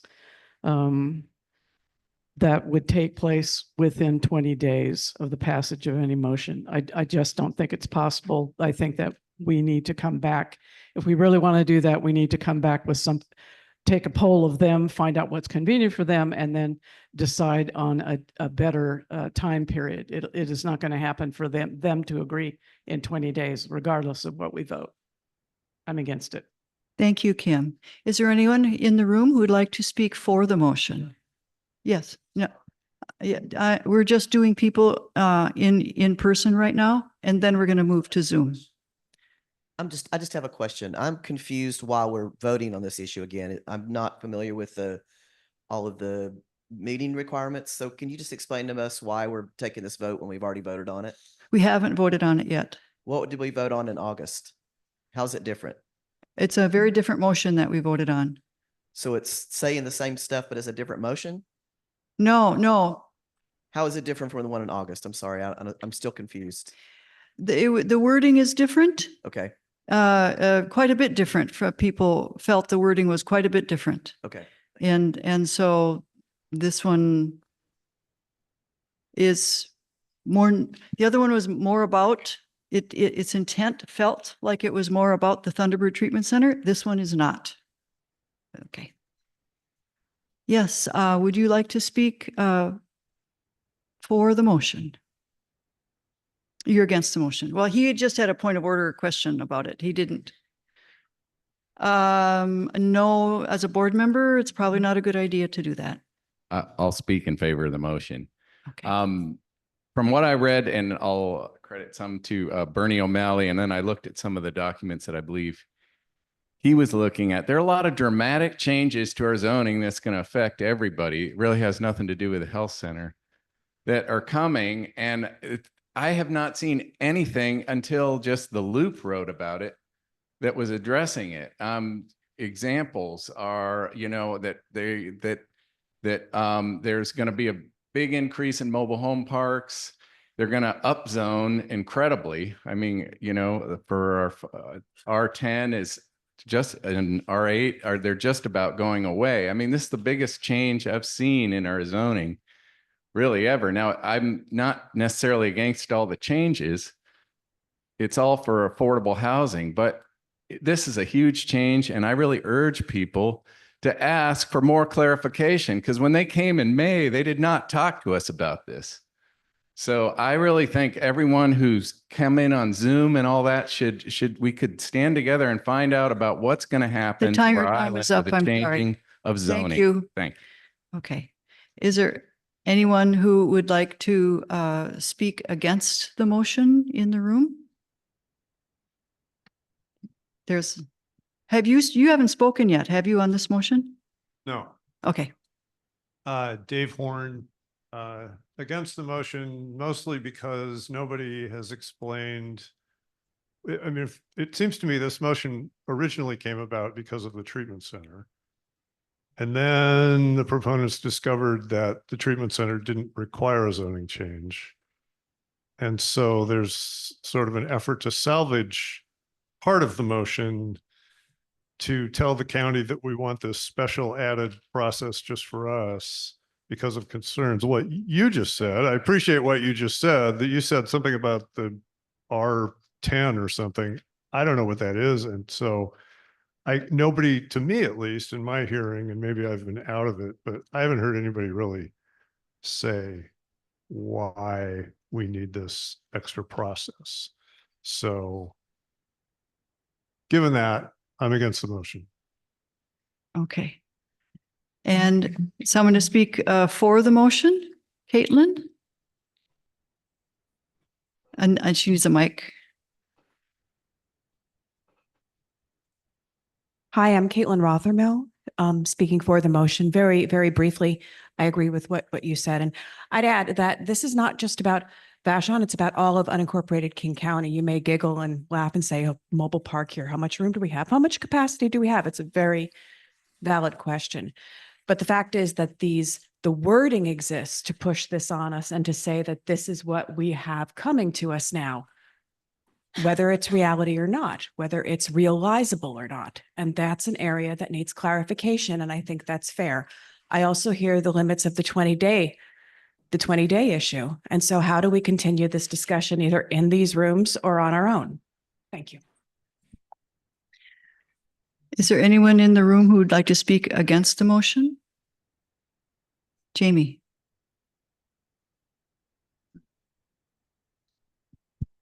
I was going to keep my mouth shut until I heard the mobile home thing.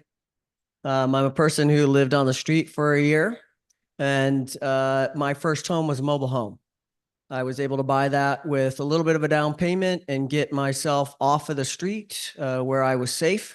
And I had a beautiful community living in that mobile home park. It was absolutely lovely humans. Then I was able to save money. And then my wife and I bought a house where we lived in Ojai, California. That mobile home was a juncture for me that made a difference, and our community came together there. It was quite beautiful. So it frightens me when I hear people disparage affordable housing for people who need to get a leg up in that kind of a way. I'd welcome a mobile home community on our island. So those people that envision scoundrels and mayhem types, we were all hardworking people trying to make a living and to do well and have a roof over our head. And that was my first. If you'd like to see a picture of my mobile home, I still carry it in my wallet. Thank you, Jamie. Okay, we're going to switch over now to, unless there's any objections, switch over to Zoom and have people speak for and against the motion on Zoom. So I'd like first to hear whoever comes up first, and then we'll just reverse it after that. Janie Starr, please share, Janie, what you'd like to say. You have 1 minute.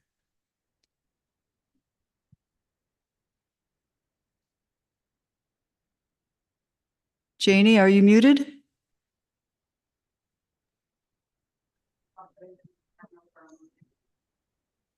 Let's go to another person and, Janie walked away, so it looks like Terry is next. okay, Terry, are you speaking for or against the motion? I'm speaking against. Against.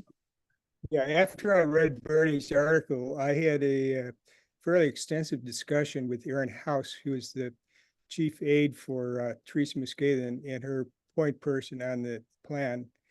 And we discussed some of the questions that Bernie brought up. One of them in particular was the amendments, for instance, the mobile home parks or the safe parking areas or the tiny houses and those sorts of things.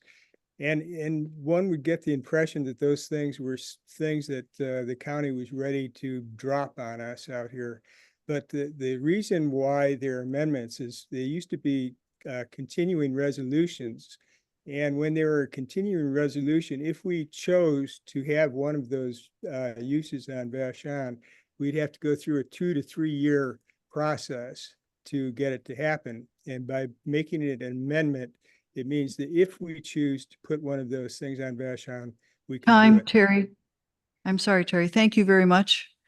Terry was speaking against the motion and okay, is there anyone on Zoom who'd like to speak for the motion?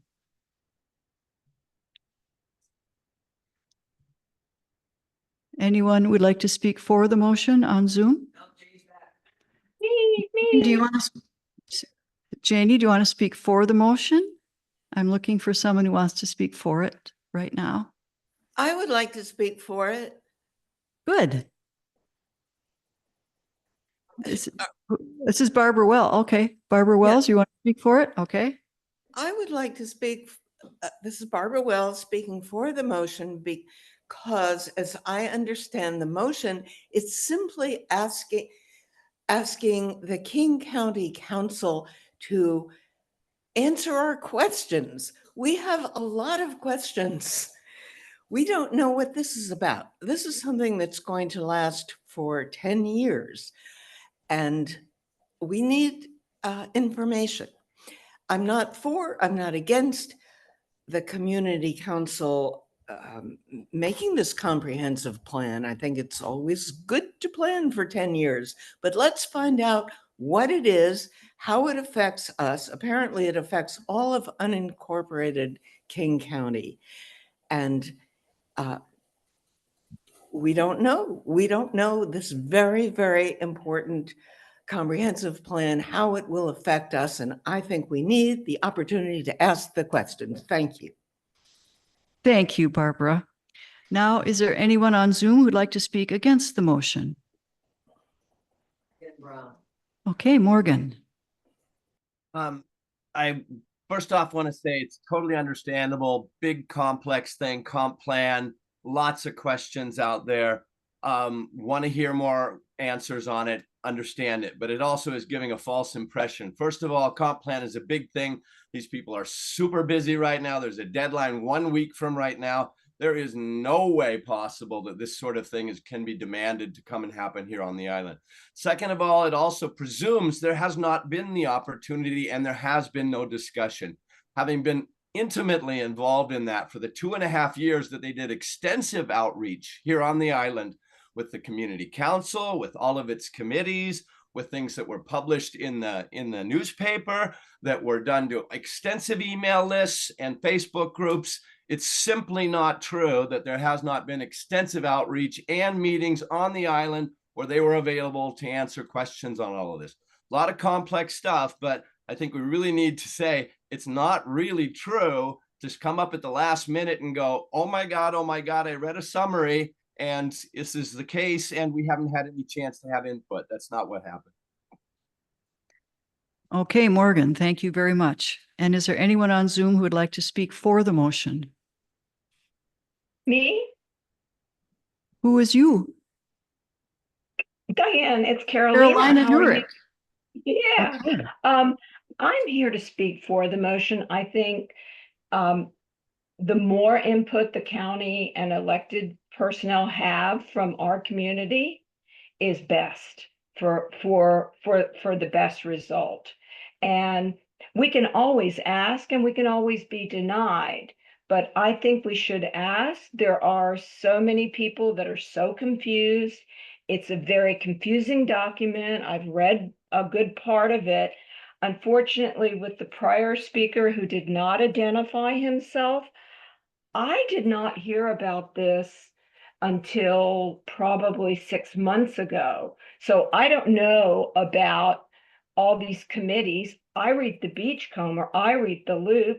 I'm sorry, I don't do Facebook, but I think it doesn't hurt to ask. Why not ask? And they can know that we're interested in our future because the comprehensive plan is the future of the island for the next 10 years. Thank you very much and have a wonderful day. Thank you, Caroline. Okay, though that, unless there's objections, we were done with the comment time, and Victoria, as the mover of the motion, has a chance to speak to it one more time before we vote. Well, this motion has nothing to do with, and I don't think there's anything in the amendments or anybody opposing them who say mobile homes are bad things. I think there's lots of different housing options being proposed and people have questions about how they will be implemented, what the density for them will be. None of them are being, we don't want any of that. And this vote, even if that was true, this vote has nothing to do with that. And as far as the timing on it, right, I didn't write this motion, but I know that asking, it's now months later since but to ask someone for 20 days for the council, yeah, fine. But we're asking, we're not demanding. And they can come back and say, well, that's nice, you guys, but we'll need 30 days or 40 days. And no, we can't come there and it won't be the full council, but oh, maybe they'll say it won't be the full council and we won't be on Vashon, but we're just asking them. We're just saying, hey, let's give us a chance to have a dialogue. Let's give us a chance to get some more information. And as far as the people jumping up at the last minute, well, the new zoning proposals in the amendments, the striking amendment, are vastly different from what the county executive first outlined. So maybe those have been out there for a couple of years, but that's not what came down in May. What came down in May is different. And there has been no community forum for us to have anything more than present a comment, or you can email a comment, but to ask a question and to have a dialogue, not since the amendments came down in May, the striking amendment, there's been no opportunity for that. So the rush timeline just hasn't afforded people opportunities to ask questions and examine potential consequences of the striking amendment. And emailing comments and making 60-second remarks in person, if we can get to Seattle, won't answer questions. So we need a forum with our leaders about how these changes, like the increased density and height allowances and the micro shelter and car camping allowances, will affect Vashon, which, as a remote religious island with inadequate medical, police, and transportation resources, is uniquely unlike any other site in King County, potentially facing a large increase in the needs and numbers of new populations coming to the island. We want to know how we can be successful in meeting the increased demands on our public resources and community structure, how the county proposes to meet those, how we can help. The amendments include a statement supporting improving some of these things, but a statement is not a plan. We need to know what studies have been done and whether there are database plans or just policies behind the proposals. If you want to vote down this amendment, this motion, because you already understand all the rezoning provisions and ramifications and support all of it, please respect that many others in your community are confused and have questions, and they're asking for your help. Before voting no, please consider whether your values better align with trying to block them from having that dialogue, or better align with supporting your neighbors to become better informed about and perhaps more comfortable with the rezoning process. Thank you. And one thing, if you don't want to learn more or simply think it's unimportant, please abstain rather than voting no. But if you'd like the chance to hear more from King County Council or you support the desire of others to do so, please vote yes. Thank you. Thank you very much, Victoria. Now, if there's no objections, we can begin the vote. Okay. All those, and I'm going to read it one more time to make sure we all understand what the motion, what we're voting on here. Vashon Community Council is to write to the King County Council and County Executive asking them to conduct and attend in person or via Zoom or online a public meeting to allow Vashon residents to share their thoughts and concerns and questions about how zoning changes in the County Council's striking amendments to the King County Executive's proposed 10-year comprehensive plan would impact their lives and the island community, and to hear the answers. It is requested that the meeting take place within 20 business days of the passage of this motion. All those in favor, please stand, and there's a poll to be conducted on Zoom.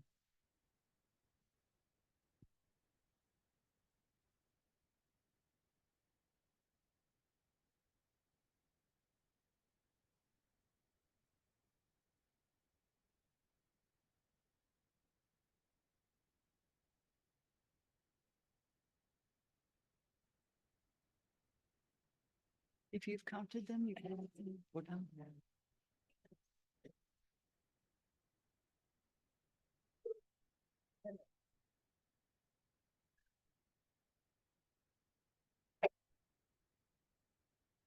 All those against the motion, please stand.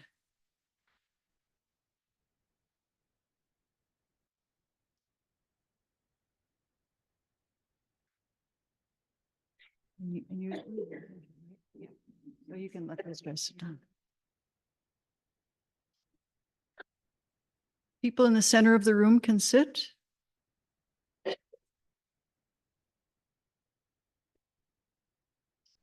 And Elena, you've got those folks? You may sit. Okay. And how is the poll coming along?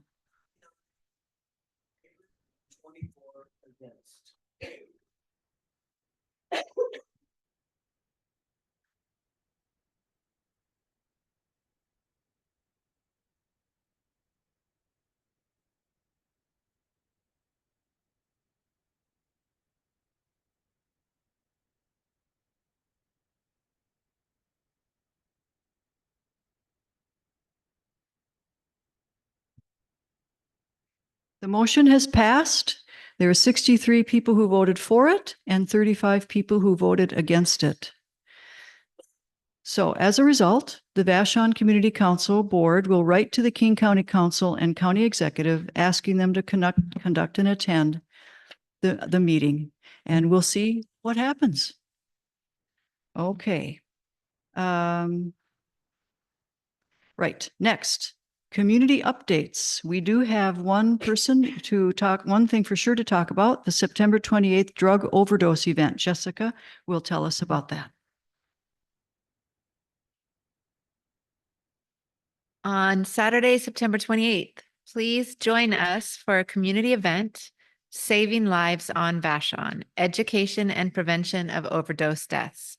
11 to 2 p.m. at the Land Trust Building with presentations at 11 and 12:30 in collaboration with Vashon Fire and Rescue, VARSA, and Vashon Healthcare Authority. Narcan will be available for the public. September 28th. That's September 28th. Are there any other community updates people would like to share? Okay. Then I would like to just share with you, thank you so much for your time, your participation, and your dedication to the important issues we addressed tonight. At our October meeting, we will get to meet the Islanders who are asking for your vote to serve on the board of the Community Council for the next 2 years. I hope many of you here tonight will be among them. And your self-nomination forms are out on the table. The meeting is adjourned.